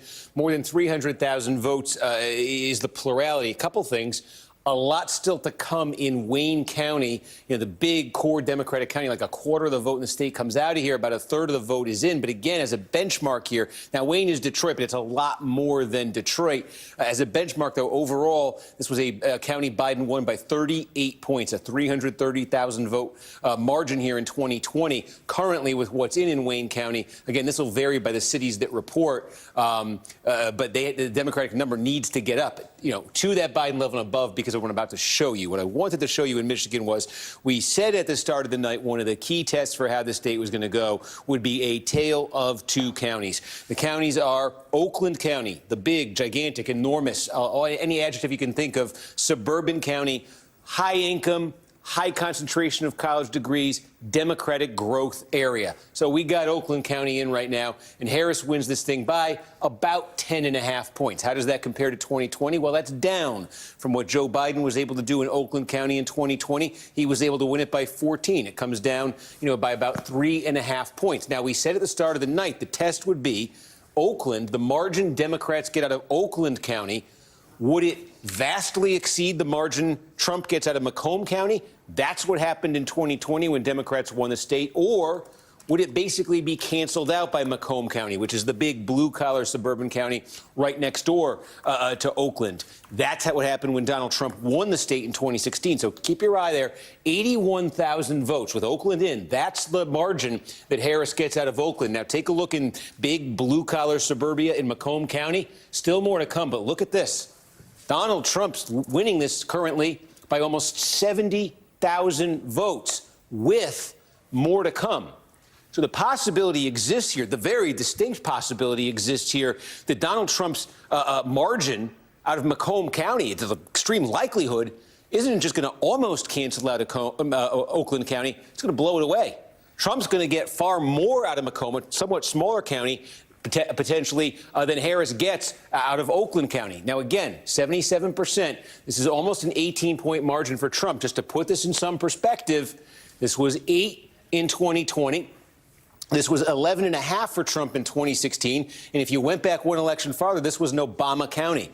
Again, the Midwest, northern tier of battleground states, they are filled with counties like this. Maybe not quite this big, but big blue-collar suburbs. A lot of blue-collar white voters here, but there's a lot of diversity here, too. There's a sizable non-white population as well. These are, and Macomb, if you really want to zoom out, and you're a political history nerd, you ever heard the term Reagan Democrat? The blue-collar voters who flocked to Ronald Reagan in the 1980s, that term came about because of Macomb County. There was a study of Macomb County, Michigan. They said this is the backbone of Ronald Reagan's working-class coalition that he's put together here. So the talk when Obama came along in 2008 and was reelected in 12 was the Democrats had finally just broken down the Reagan Democrat areas and brought them back into the fold. Trump comes along, goes up double digits, takes a step back in 2020. And now look at this. We just took a big jump in Macomb County, 84% in. That Trump margin has gone up further. This is just an overwhelm. He's up almost 80,000 votes now in Macomb County, 80,000 for Trump there.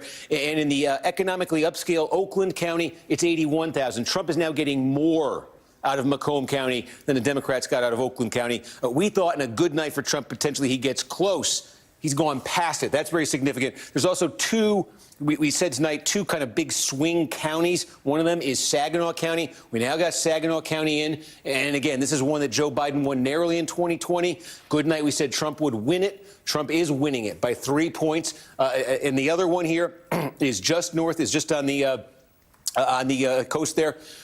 Muskegon County, about half is in. And again, this was a very narrow Joe Biden win. And currently, Trump is ahead by 16 points there. Take a look at Genesee County. This is where Flint is. This is very significant as well. Again, this is a diverse, blue-collar, enormous county here. Joe Biden won this by about 9 points in 2016. Clinton won this by 10 points. You go a step further back. Look, Obama had that blue-collar coalition still intact largely in 2012. He won here by almost 30 points. Coming into tonight, the Trump folks were saying they could take another big step forward in a place like Genesee County.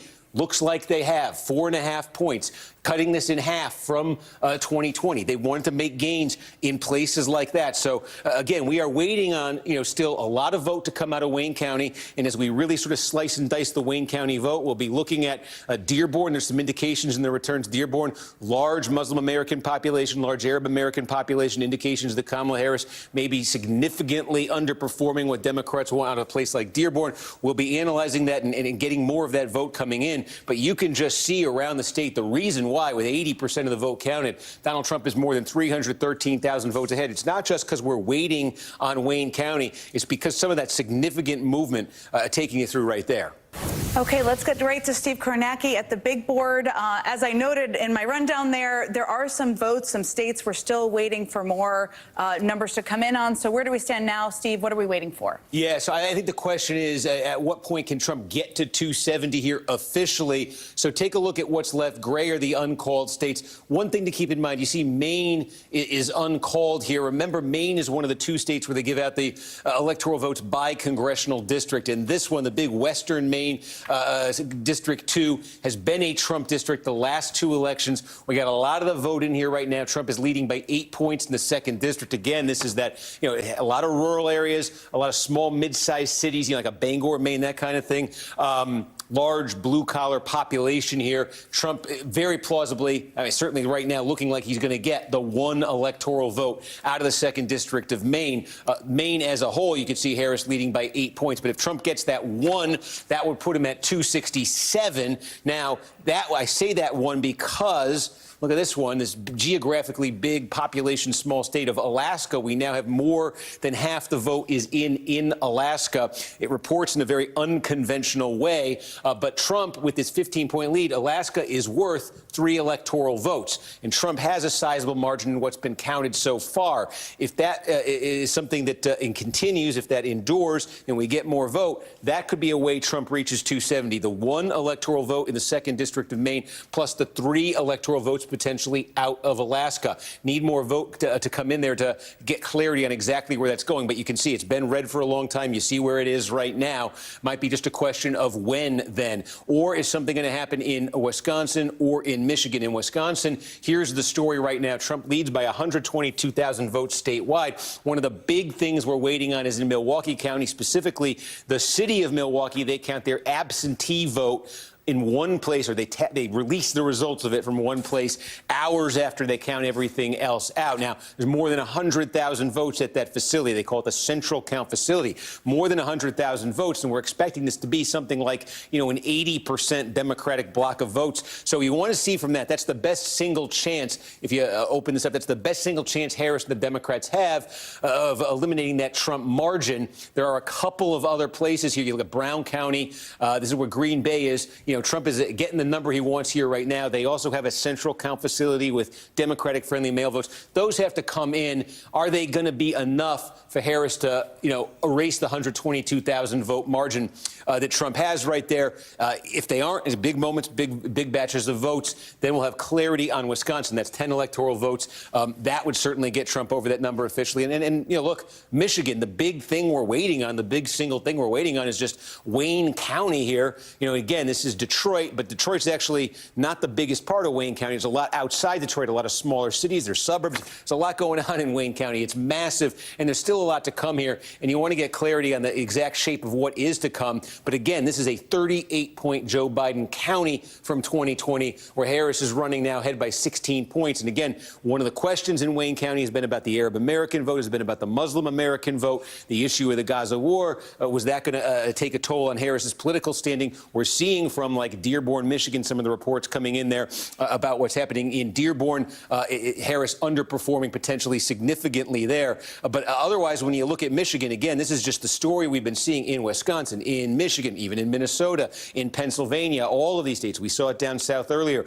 with North Carolina and with Georgia. You could just look at one county after another where we sort of set a benchmark at the start of the night and say it's a good night for Trump if this, it's a good night for Harris if this. And in almost every case we're finding, I can think of a few exceptions here, but the overwhelming number of cases here, Trump's getting what he needs. If he had a number in 2020 he needs to build on, he's building on it. Meanwhile, Harris, a lot of these suburban counties even where, she's running up the score, she's not running up the score to the degree she wanted to. Good example of that is right here in Oakland County. She's winning it by 10. They wanted this more like 15 points, the Democrats did. Macomb County here, talked about this one just a few minutes ago. This is monster right now for Trump. It may come down a bit here as the remaining vote comes in, but he only won this by 8 points. Massive, massive county here. So there's opportunity here for Trump potentially. Trump is in, I would say, pretty good position here to be winning back. The state that he lost in 2020 had carried by this much in 2016. So it's a question of timing, I think, on maybe Wisconsin. That looks very close, especially with that vote by mail absentee to come out of Milwaukee. You see the margin there in Michigan, the question mark of Wayne. You see the possibility of Maine plus Alaska getting Trump there.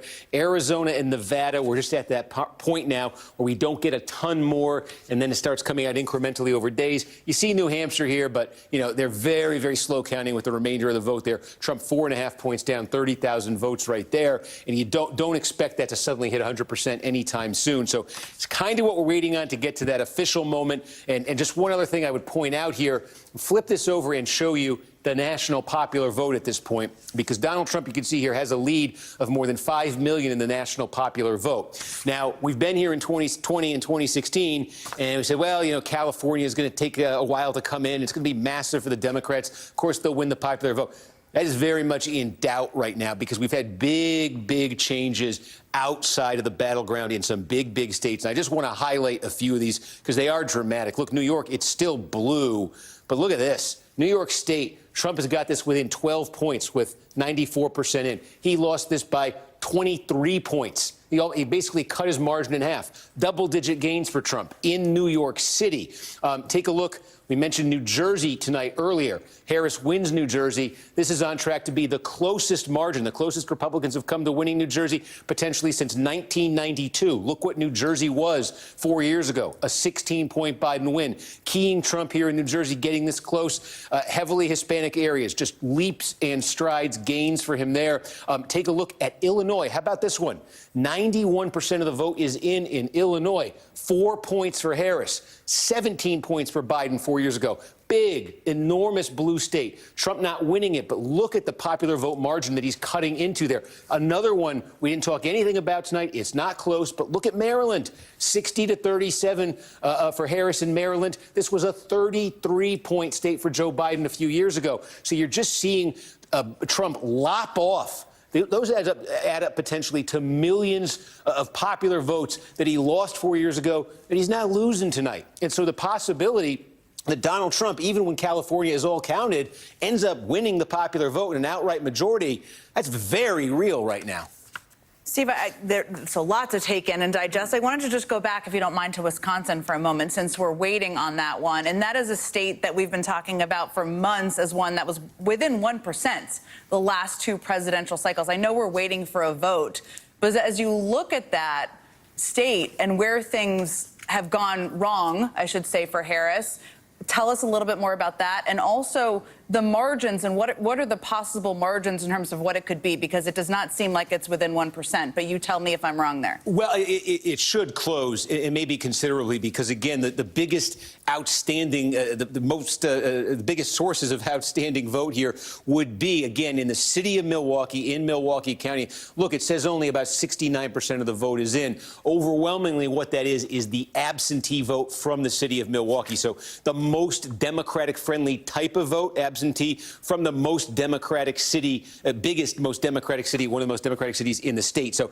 whatever happens there, Harris is going to net tens of thousands of votes more when that absentee vote is released there. Look at a place like Brown County, where Green Bay is. 90% is in. But again, this is a place that does that absentee late separate location. So this might come down a touch. There's a few other places on the map where she's going to benefit from that late absentee count. Is it enough to overcome what is now a 120,000 vote lead for Trump statewide? That's difficult. It's not impossible for her, but that'd be very difficult right now. But to come down and land back in that, really tight zone we know Wisconsin likes to be in, that's very possible. In terms of the big picture story you see out of Wisconsin, is a continuation of the trend here in the Trump area in Wisconsin, and it's simply this, that a transformation of Wisconsin politically. It is not long ago that you would have been looking at this map, even in a close race in Wisconsin, and you would have been seeing blue all over the place here, along the Mississippi River, all sorts of rural blue-collar counties. Democrats were winning right through Barack Obama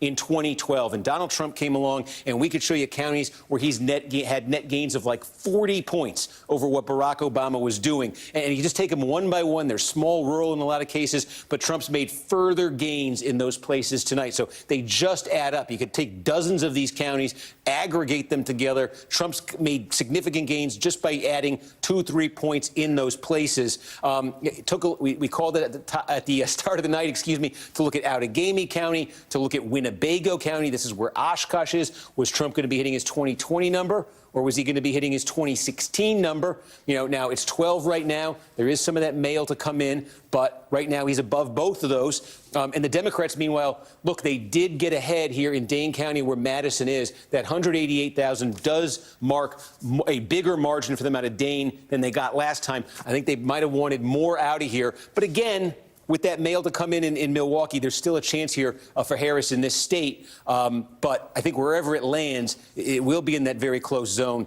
And again, we just see this Michigan and Wisconsin, even in Minnesota earlier, those rural blue-collar counties. Trump just squeezing more and more out of them. He turned them Republican in 2016, and he's held them, and now he's growing in them further. Let's get right to Steve Kornacki at the big board. Okay, Steve, what do we have coming in? What have we learned in terms of votes over the last hour? Yeah, so it's really kind of narrowed what's left in Wisconsin. 96% of the vote here. Trump leading by 108,000. Looks very imposing with that little left. But what is left is largely, but not entirely, we'll get to that Democratic friendly vote. So I just want to take you through. We expected total in Wisconsin. Let me just take a look here. About 140,000 total votes remain to be counted. Now, the bulk of those votes are in I just want to see this updated, actually, so this is real time. I'm just checking in on something here. Yes, this just updated. Let me just look county by county. That's going to be the easier way to do this. Sorry for this. I'm just adjusting on the fly. Okay. We think the biggest source of outstanding vote in Wisconsin is in Milwaukee County. Most of that 120,000, probably about 105,000 of it, is absentee vote from the city of Milwaukee. This typically breaks like 80 to 20 for the Democrats, maybe even more than that. They count that, they tally it up, they report it out from one place. So we're awaiting that hopefully very soon. And basically, if the Democrats get what they normally get, out of that vote, maybe they would net 75, let's say 75,000 votes, be maybe a little generous with that, 75,000. The rest of Milwaukee County, there's some absentee ballots, left there, probably about 15,000. Same deal. You expect it to be more Democratic. So look, maybe the Democrats get 80,000 out of there. They need a very, very big number if they're going to flip this in Wisconsin. The other big place is Racine County. We have the same thing. We have that central count for the city of Racine. What do we think we got there? We think we got about 30,000. If those were to break, let's give them optimistic assumptions, 2-1 for Democrats. They could net maybe about 10,000 votes out of Racine. Winnebago County, we're waiting on the city of Oshkosh here. Total, what we're kind of expecting is about 20,000 out of Winnebago. I'll abbreviate that, 20,000. And again, if this went really well for Democrats, maybe 5,000 they net out of this. So, 80, 90, 95. You're trying to close a gap of about 107,000 votes. They'd probably need more out of here. That Milwaukee thing has to just be absolutely monster for them, because the other problem, despite all of this, there are a couple of pockets of Republican votes left. Okay, so take a look. Core Republican county, 3/4 of the vote in. Trump's winning it almost 2-1. And you could see, though, still votes to come here. So there are other places. The Democrats, you could give them very, very generous assumptions on that absentee vote in those places and maybe just get them up to that statewide margin. But then you got to account for, there's a handful of places like this where Trump can still net more. So waiting to see those numbers. They have to be massive if Harris is going to turn this around and actually flip this over statewide. It will get closer, significantly closer than this 51-47.5 you see right now. But in terms of actually carrying over for the Democrats, they need something maybe we haven't quite seen out of Milwaukee before for them. What do we have? That's all. We're watching Wisconsin so closely. It's a state that has been so narrow in the last two presidential elections. What else are we waiting for in any of the other battleground states, Steve? What are the big holdouts? Yeah, so in Michigan, we've been talking about Wayne County, and we did just get a pretty big report out of Wayne County that takes us over to half the vote in Wayne County here. And again, you might have looked earlier, Harris was running under 60% before. Now she's getting closer to where Democrats want to be here. Again, compare this to 2020. Joe Biden won here by 38 points. Now it's inching up on 30. But again, this needs to be higher for the Democrats. Trying to piece together exactly where in Wayne County it's left, because again, there's all sorts of different suburbs, small cities. Detroit is in here as well. So we're trying to get a full sense of that. But again, what we just got in there from Wayne County was heavily Democratic, and it brought that Trump margin. Remember, that was north of 300,000 the last time we looked in, now over 200,000. And there's still a significant share to come in from Wayne County. And I stress the Democrats need to get a very big number, get it back to and probably over that Biden level,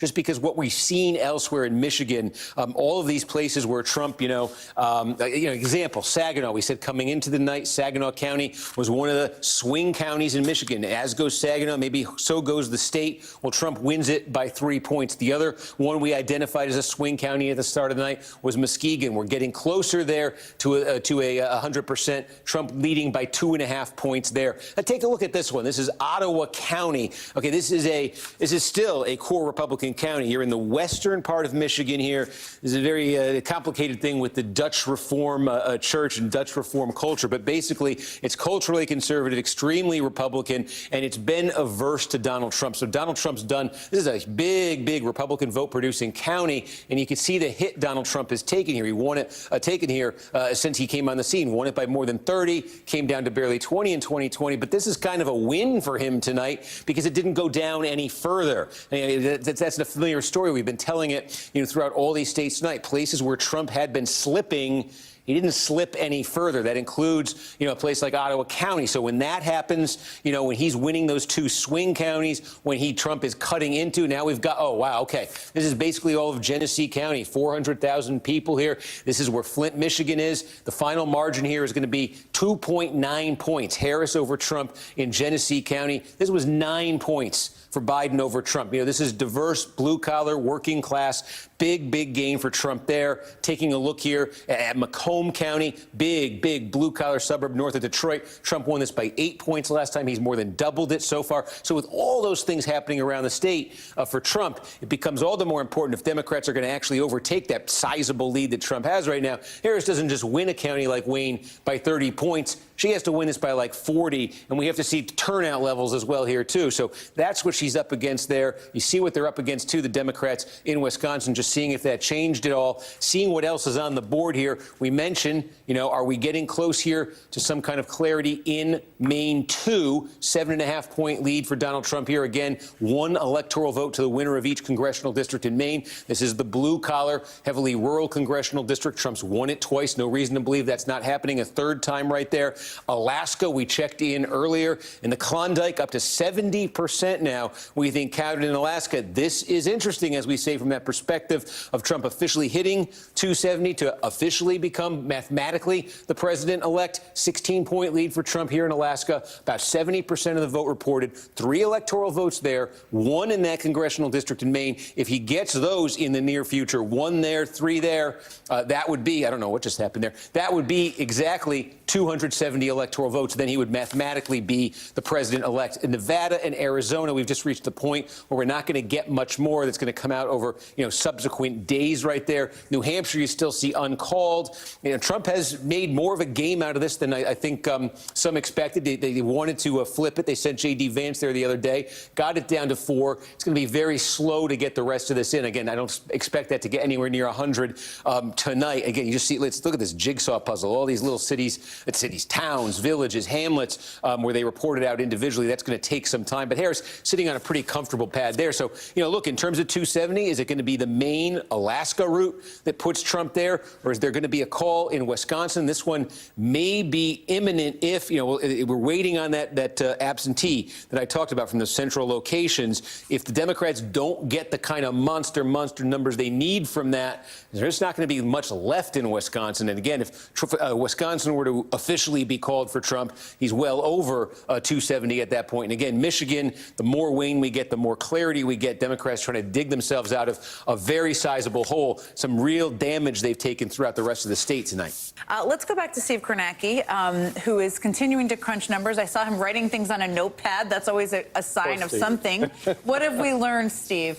Well, it's a development that's not in the board, but that I can tell you about that's crucial. Look, I think we know where we're going here. It's just a question of how we're going to get there in terms of this 270 electoral votes to officially make Trump the president-elect. We've talked about, can Trump get that officially called, that 1 out of Maine, the 3 out of Alaska? If that happens, it's 270. He's at 266 right now. But where there's something actually happening on the ground is in Wisconsin. It stands roughly where it did the last time we checked in. But we've been talking about the city of Milwaukee, all of its absentee vote. We're talking about like 105, 110,000 votes, all going to be released at once sometime soon. Soon now we know. What happens is they're memory cards, memory sticks that have the votes on. This is very technical, but they have the absentee votes on them. And what they do is they bring them all from around the city of Milwaukee to one central facility, and that's where they officially release the vote. So I can tell you that in the last couple of minutes, the caravan carrying over the memory sticks with the absentee vote for the city of Milwaukee has arrived at the official central count facility. So it may be that within an hour or so, we officially get word on how those votes broke. Again, it's going to be more than 100,000. You see that Trump is leading right now in the statewide count by about 110,000. There are only a couple other pockets that are doing something similar to what I just described with that absentee vote. They aren't nearly as big as the city of Milwaukee. The vast majority of what's still to come is going to be out of Milwaukee. There's a couple other places. So when that vote is announced and when it's released, Democrats are going to win that vote. They're going to win it overwhelmingly. It's going to have to be massively overwhelming to erode this enough that they could, with the remaining vote after that, actually leapfrog Donald Trump, but not impossible. And it's interesting because if you look at Wisconsin as a whole, those three northern tier swing states of Pennsylvania, Michigan, and Wisconsin, Wisconsin was the closest in 2020 by far. It was only 20,000 votes, 154,000 over in Michigan for Biden, about 80,000 votes in Pennsylvania for Biden. So I think if you said coming into the night that Trump was going to have all the success he's had and then said, you know, where's he going to win the biggest in the northern tier, I think you would have just said Wisconsin just based on the fact that he was so close to winning it the last time. And yet this thing is going to end up very, very close in the presidential race. It'd take a lot for Harris to get over the top there, but it likely or very well could be the closest of all the northern tier battleground states. And the question now becomes, will it get so close with what comes in that the Senate race maybe goes differently than the presidential race? Trump leading by 110,000 in the presidential. Take a look at the Senate race right now. Eric Hovde, the Republican, his margin is about half in the Senate race what Trump's is in the presidential race, his margin over the incumbent Tammy Baldwin. And so all the math we're talking about with that big batch of Milwaukee votes, how the Democrats need to win that by, 85, 90,000, something like that, if they're going to win the presidential. They don't need that kind of a margin to flip a 52,000 vote deficit in the Senate race. So if you're Tammy Baldwin's campaign, you are really waiting on what we just showed you, what we just told you about in terms of that central count facility in Milwaukee, because that's going to make or break you. And it's very possible there's enough votes to there to get Baldwin over Hovde in that Senate race. So there's high drama there right now. And again, just if you zoom out here, zoom out. I'm trying to put the presidential race on. Excuse me.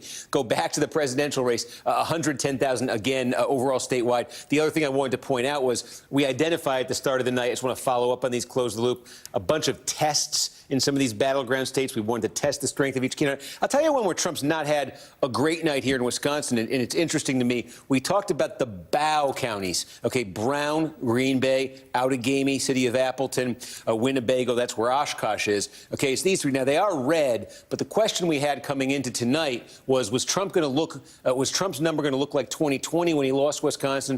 Or was it going to look more like 2016 when he won the state? And actually, in the bow counties, Trump's basically at 2020 levels here. You could see there's Brown County. Take a look at Outagamie, where Appleton is. Looks an awful lot like 2020. Take a look now. You see Trump is up in Winnebago from 2020, but in Winnebago, you're waiting on the city of Oshkosh. That's going to bring that number down. Could end up looking a lot more like it did in 2020 than any step forward. So that's one of the reasons why Wisconsin is not moving as dramatically as some of these other states in the northern tier. One of the things we're kind of learning about Wisconsin is a lot of it really is now, since Donald Trump came along and scrambled all the lines in Wisconsin, he's still finding new pockets of votes in the rural areas, but a lot of it's just really, really dug in, and you're just not seeing any movement at all from 2020. So again, Trump did get that in the rural areas of the state. You take a look at the WOW counties, the big suburban counties right outside Milwaukee. Again, compare this to 2020. This looks basically like 2020, a little bit better for Harris in Waukesha County, the biggest of the WOW counties. Washington County here, though, again, what does that look like? Almost to the tenth of a point, like 2020. Ozaukee County, again, a little bit of progress here for Harris. Might have needed just a little bit more, but again, 20,000 votes in 16, 20,000 votes the statewide margin in Wisconsin in 2020. I think we're going to end up in that ballpark again tonight statewide. It would take it's a Hail Mary Hail Mary pass. I'm stumbling over everything here for Harris to actually overtake Trump. But again, you see the Senate race there could absolutely swing on Milwaukee. If we get Milwaukee, if Trump's still got a solid lead, if there's not much left, possible this state could then get called. We'll see. And if and when that happens, Trump would then easily be over 270 and would mathematically be the president-elect. Any other human would be stumbling far more than you over the last 117 hours you've been sitting at that board. You even know when the caravan is coming, Steve. So can I ask you, just while you're standing there, just to pull back up the popular vote, because this is a part of the story that for many presidential cycles, Democrats have been arguing, I have said too, that the Electoral College should not be the prime determinant of the outcome. But this is looking different than what many would have expected. Weeks ago, days ago, whatever, maybe. Where do we stand at this point in time? Yeah, it is. I preface it by saying it's going to be long. California is the overwhelming contributor to that. You can check in. Just over half the vote there in California. The vote by mail still arrives. Some of these counties are very, very slow at counting it. That's for another time. But it could take weeks to get the full picture. And a lot of times that remaining vote by mail that slowly comes in does tend to lean Democratic and boost the margins. But just take a look at California, because, again, this has been where California's landed. 30 points for Hillary Clinton in 2016, 30 points essentially for Biden in 2020. Look at, in a state as enormous as California, what that adds up to. That's a margin of more than 5 million votes that Joe Biden beat Donald Trump by in California 4 years ago. That's the clear majority of Joe Biden's entire popular vote lead, a win nationally in 2020. Majority of it comes from California alone. Now, look, if anything like this ends up being what the final result is in California, we're a long way from knowing. But Harris is running 5.5 points behind Biden's number. Trump's running about 5 points ahead. It just, in a state that big, it lops off a lot of that deficit. Not enough to put the state in play or be competitive, but maybe Trump loses California by 1.5 million, 2 million votes fewer than he lost it in 2020. If numbers like this are what we continue to see, you have that prospect. So that's one, when you talk about the national popular vote, where it stands right now, if Harris is going to catch Trump in it, she's going to need something like Joe Biden got in 2020 out of California, because, again, the slippage we've seen for Democrats in big blue states tonight. We spent so much time in the battleground states, I think, understandably, but it's good for everyone, I think, to make sure we all are on the same page. And we know this. New York State, it's about a 12-point win for Kamala Harris. It was twice that much in 2020. New York City tonight, Donald Trump's double-digit gains there. New Jersey, a huge blue state, down to 5 points with most of the vote in there. Again, this was a 16-point win for Joe Biden 4 years ago. You can take a look. I think we showed you Maryland earlier, just if you didn't see that. We still got some to come, but 22 points in Maryland. This was 33 for the Democrats. Democrats get where the popular vote margin for the Democrats has really come from, that big popular vote margin we talk so much about for Biden in 20, for Clinton in 16. It's made in states like New York and New Jersey and Maryland, and for that matter, look at this one, Illinois. More than 90% of the vote is in. 4-point race there right now, was 17. It's a massive state. Look at this. That's a 1 million vote margin that Joe Biden got out of this state in 2020. Right now, with more than 91% of the vote is in, it's about 225,000, 223,000. That's Harris's margin. That's how Trump takes the popular vote lead and potentially builds it up enough where California might not be enough for Democrats to win the popular vote. In fact, I think if you're the Trump campaign and you're trying to win the national popular vote, you're feeling better probably than the Harris campaign is right now, looking at everything that comes in here. We talk so much about the popular vote and how Trump lost it the last 2 times. Very decent chance here he could end up winning it this time. If he does, that would be the first election since George W. Bush in 2004 where the Republican candidate won the popular vote and potentially getting an outright majority. We'll see. There's still some wiggle room there, too. But another question would it be an outright majority, too? Again, that will be settled a long way from now, though. Let's get straight to Steve Kornacki at the big board. You just gave us an update earlier about a caravan of votes from Wisconsin. We may not know anything more there. What more have we learned? In Wisconsin, not much. Just call it up to remind folks where we stand here. Looks like, it's 3.5 points for Trump. You're seeing 97% in, 10,000 votes, and you're saying, why on earth hasn't this thing been called? Well, Trump is certainly in a very good position right now, but the remaining suspense here is about in Milwaukee County, in the city of Milwaukee in particular. You see how it's only 74% in, and that's because the absentee vote in the city of Milwaukee, which we expect to be overwhelmingly Democratic, Democratic. How overwhelmingly? Typically, it's about 80%, 85% Democratic. There's a little bit more than 100,000 of those votes. They're in one central facility now. We're awaiting word from that facility about how those votes broke. This is how they do it in Milwaukee. They choose to do it this way. Don't ask me why, but here we are waiting on it.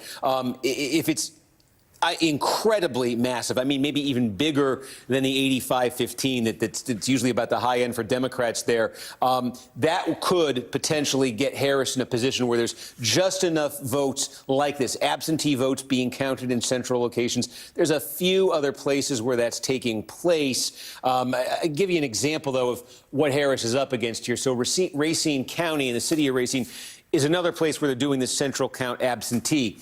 We think there's about 30,000 votes left here in Racine County. This is the second largest outstanding set of votes in Wisconsin. Now, they do this central count absentee thing here where Democrats are going to gain, where Harris is going to gain a lot of votes. But only half of that 30,000 is central count absentee. The rest of it is election day vote that just hasn't been counted yet. So there's possible in Racine County that the election day vote is pro-Trump, the absentee vote is pro-Harris. They cancel each other out, and that 30,000 votes doesn't add up to anything. So to actually surmount this 110,000 vote deficit, you know, it's going to take something. I'm trying to find the right word to describe this.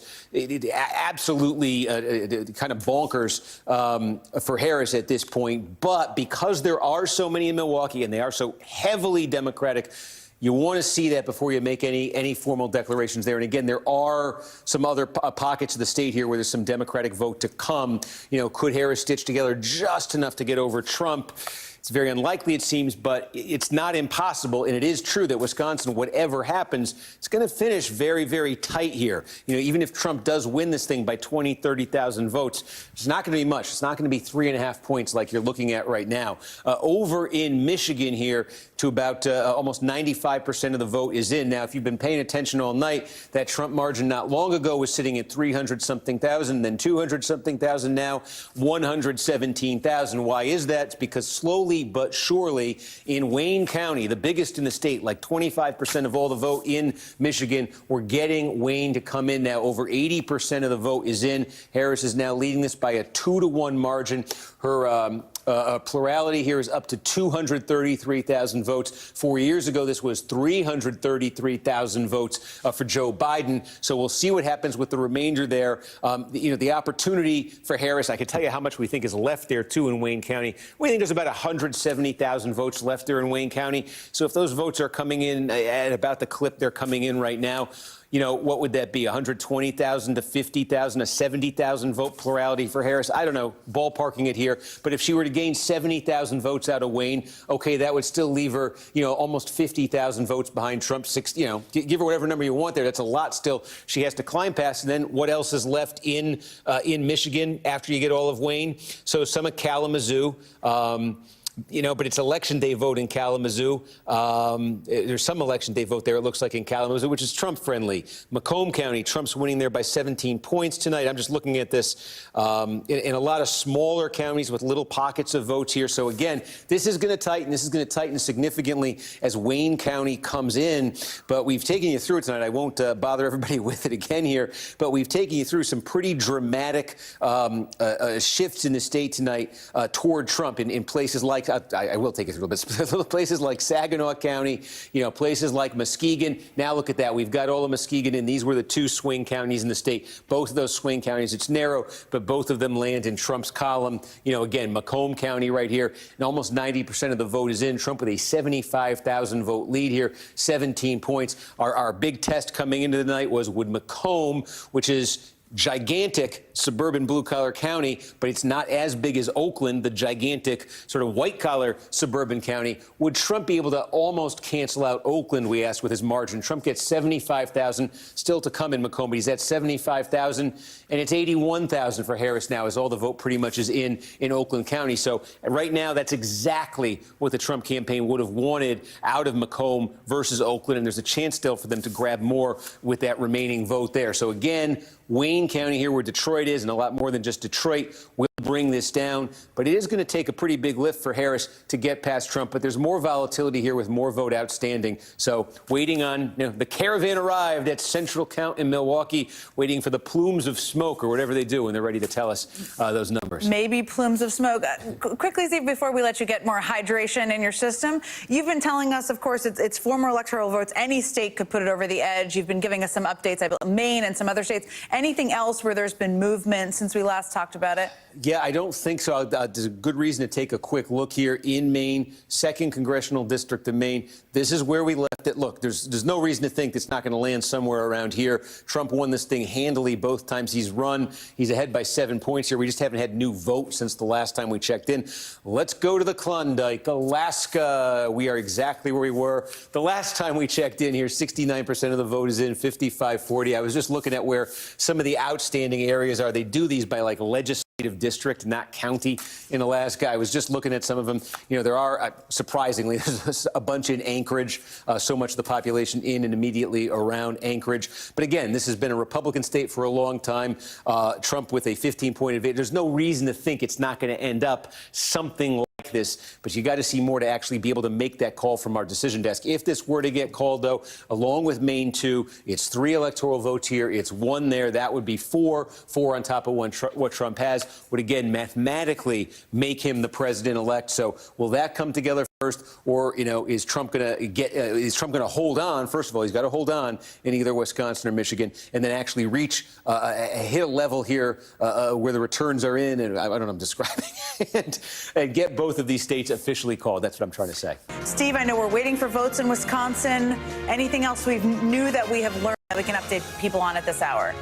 We think that I momentarily take this with a grain of salt, but we think that very soon we're going to get the rest here in Racine County. This is the 2nd biggest outstanding piece of real estate here in Wisconsin, behind Milwaukee. There's about 30,000 votes or so yet to be counted in Racine County.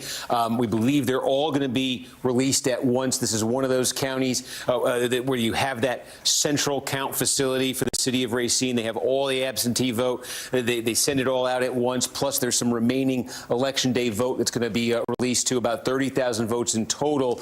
Again, the Democrats Harris trying to erase a 110,000 vote statewide. Once we get that, we'll see how it readjusts that number, and that will clarify really the big thing left in Wisconsin at that point, which will be, I put Ozaukee County up, which will be Milwaukee County, where the city of Milwaukee's absentee vote, again, will be released all at once. It's going to be more than 100,000 votes, and exactly how much Harris needs to win that by, I think, will be a lot clearer if and when we do get this Racine vote. Again, we got a heads up. It might be coming soon, but we're keeping an eye there to see if that happens. If it changes, I'll let you know right away. Something else that we're following, and I think these 2 updates from Racine and from Milwaukee that'll really leave Wisconsin pretty close to done. A race that hangs in the balance here, too. You got the presidential at 110,000, but you've got the Senate race.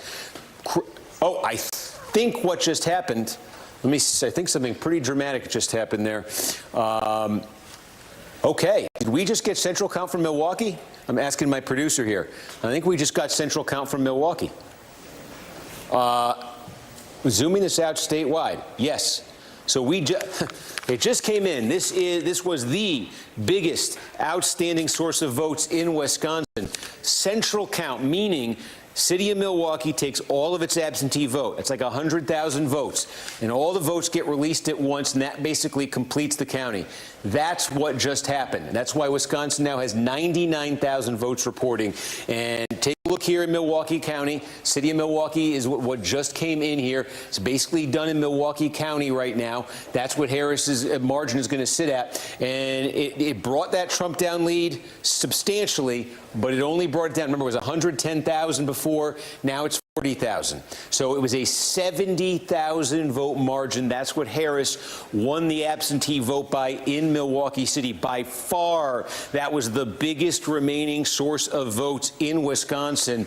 That's done now. There's a scattering left, perhaps, in Racine County, which I was just talking about a minute ago. City of Racine, Racine County.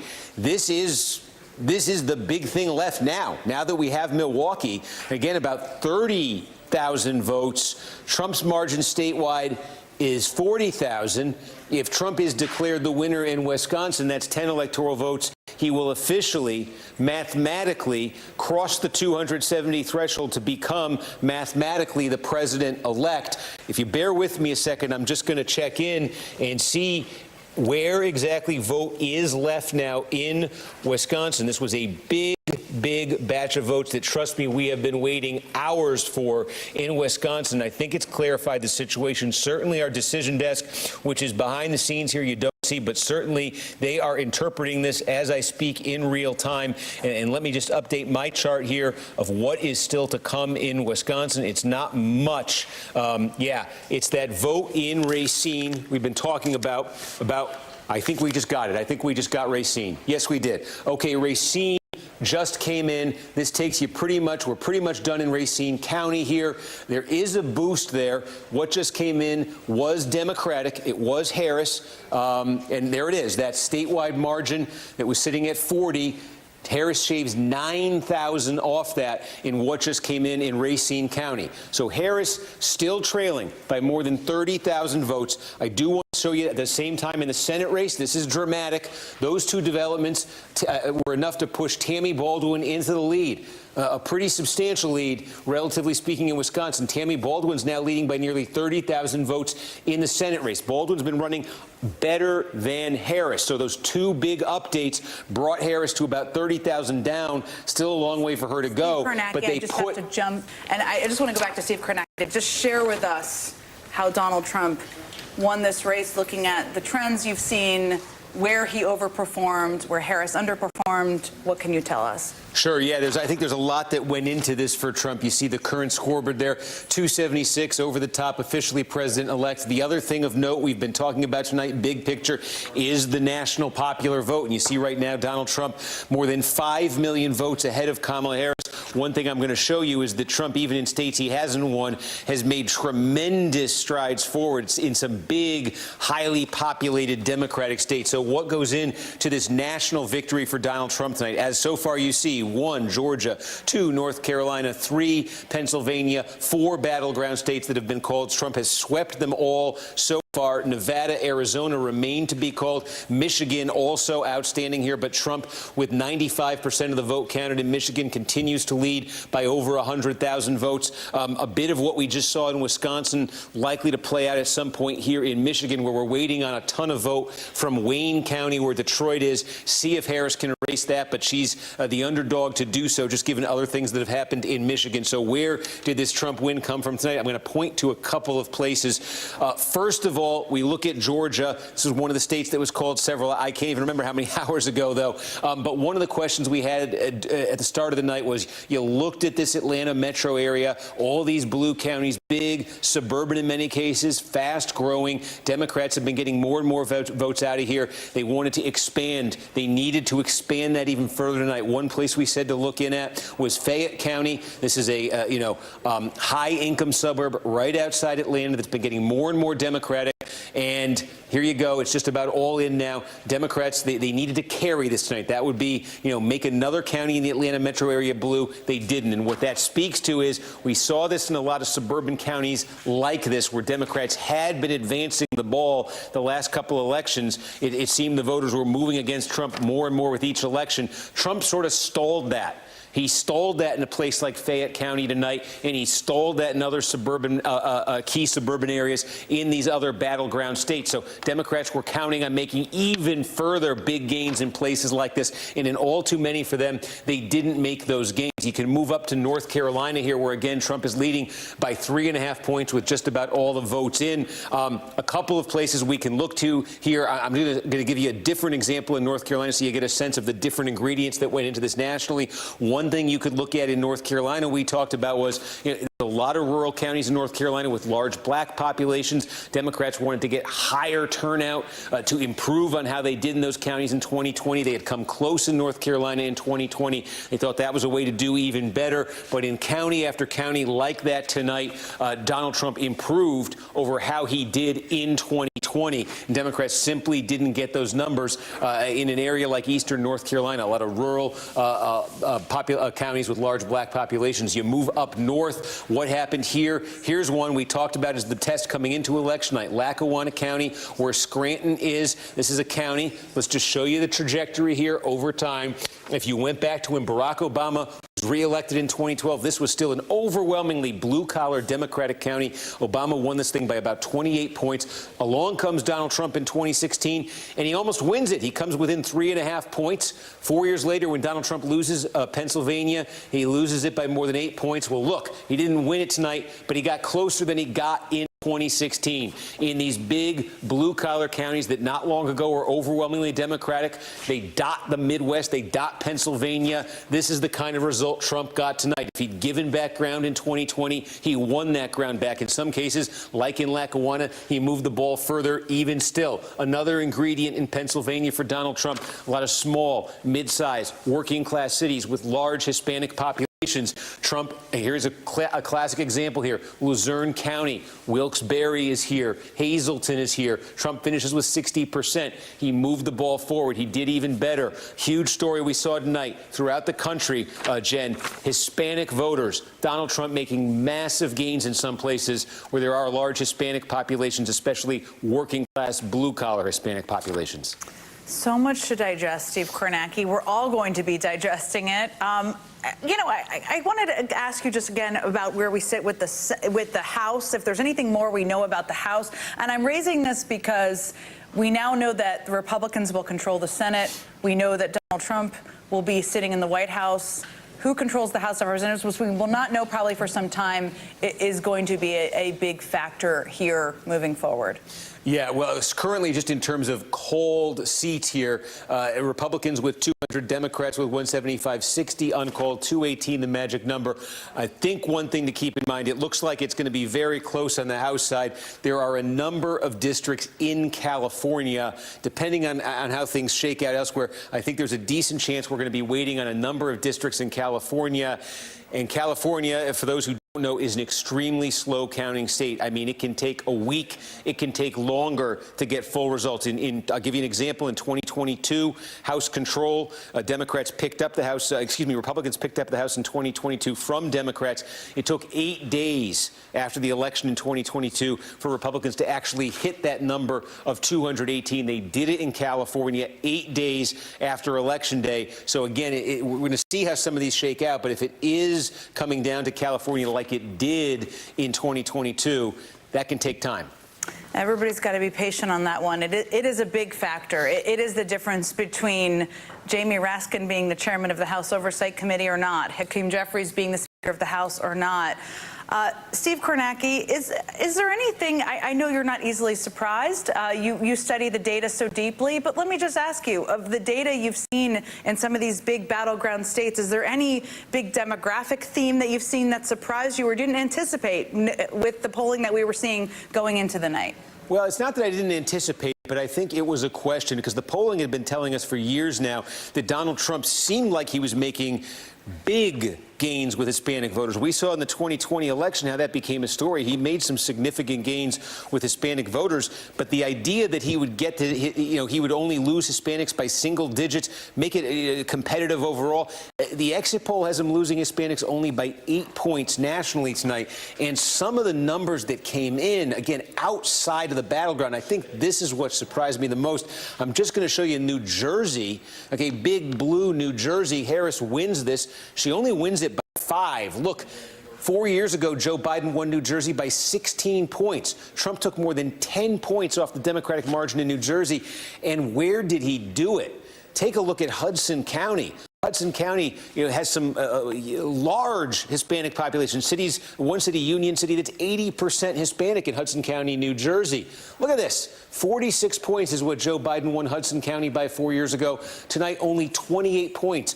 18-point gain there for Trump in a core Democratic county, in a core blue state. Take a look at Passaic County. It's 43% Hispanic. The city of Paterson, New Jersey is here. Biden won this by 16, almost 17 points. Democrats always win Passaic in big races in New Jersey. Tonight, Donald Trump looks like he's going to win Passaic County. So again, New Jersey doesn't, the electoral votes don't change. It remains a blue state. But this is closer right now than any Republicans come in New Jersey in 32 years. And the reason it's that close, it's those counties and those cities with huge Hispanic populations that has such a a great deal to do with this here. And it's something we saw all throughout the country tonight. Not necessarily, we saw it in some of the battleground, but I think the thing that was most surprising to me was outside the battleground. Donald Trump doing things like that, making gains like that, often in some big blue states. And it's why he's leading the national popular vote by such 5 million plus votes right now in the national popular vote. And it'll take time to sort that one out. But why I think there's a real chance, a good chance that Donald Trump ends up winning the national popular vote this time around.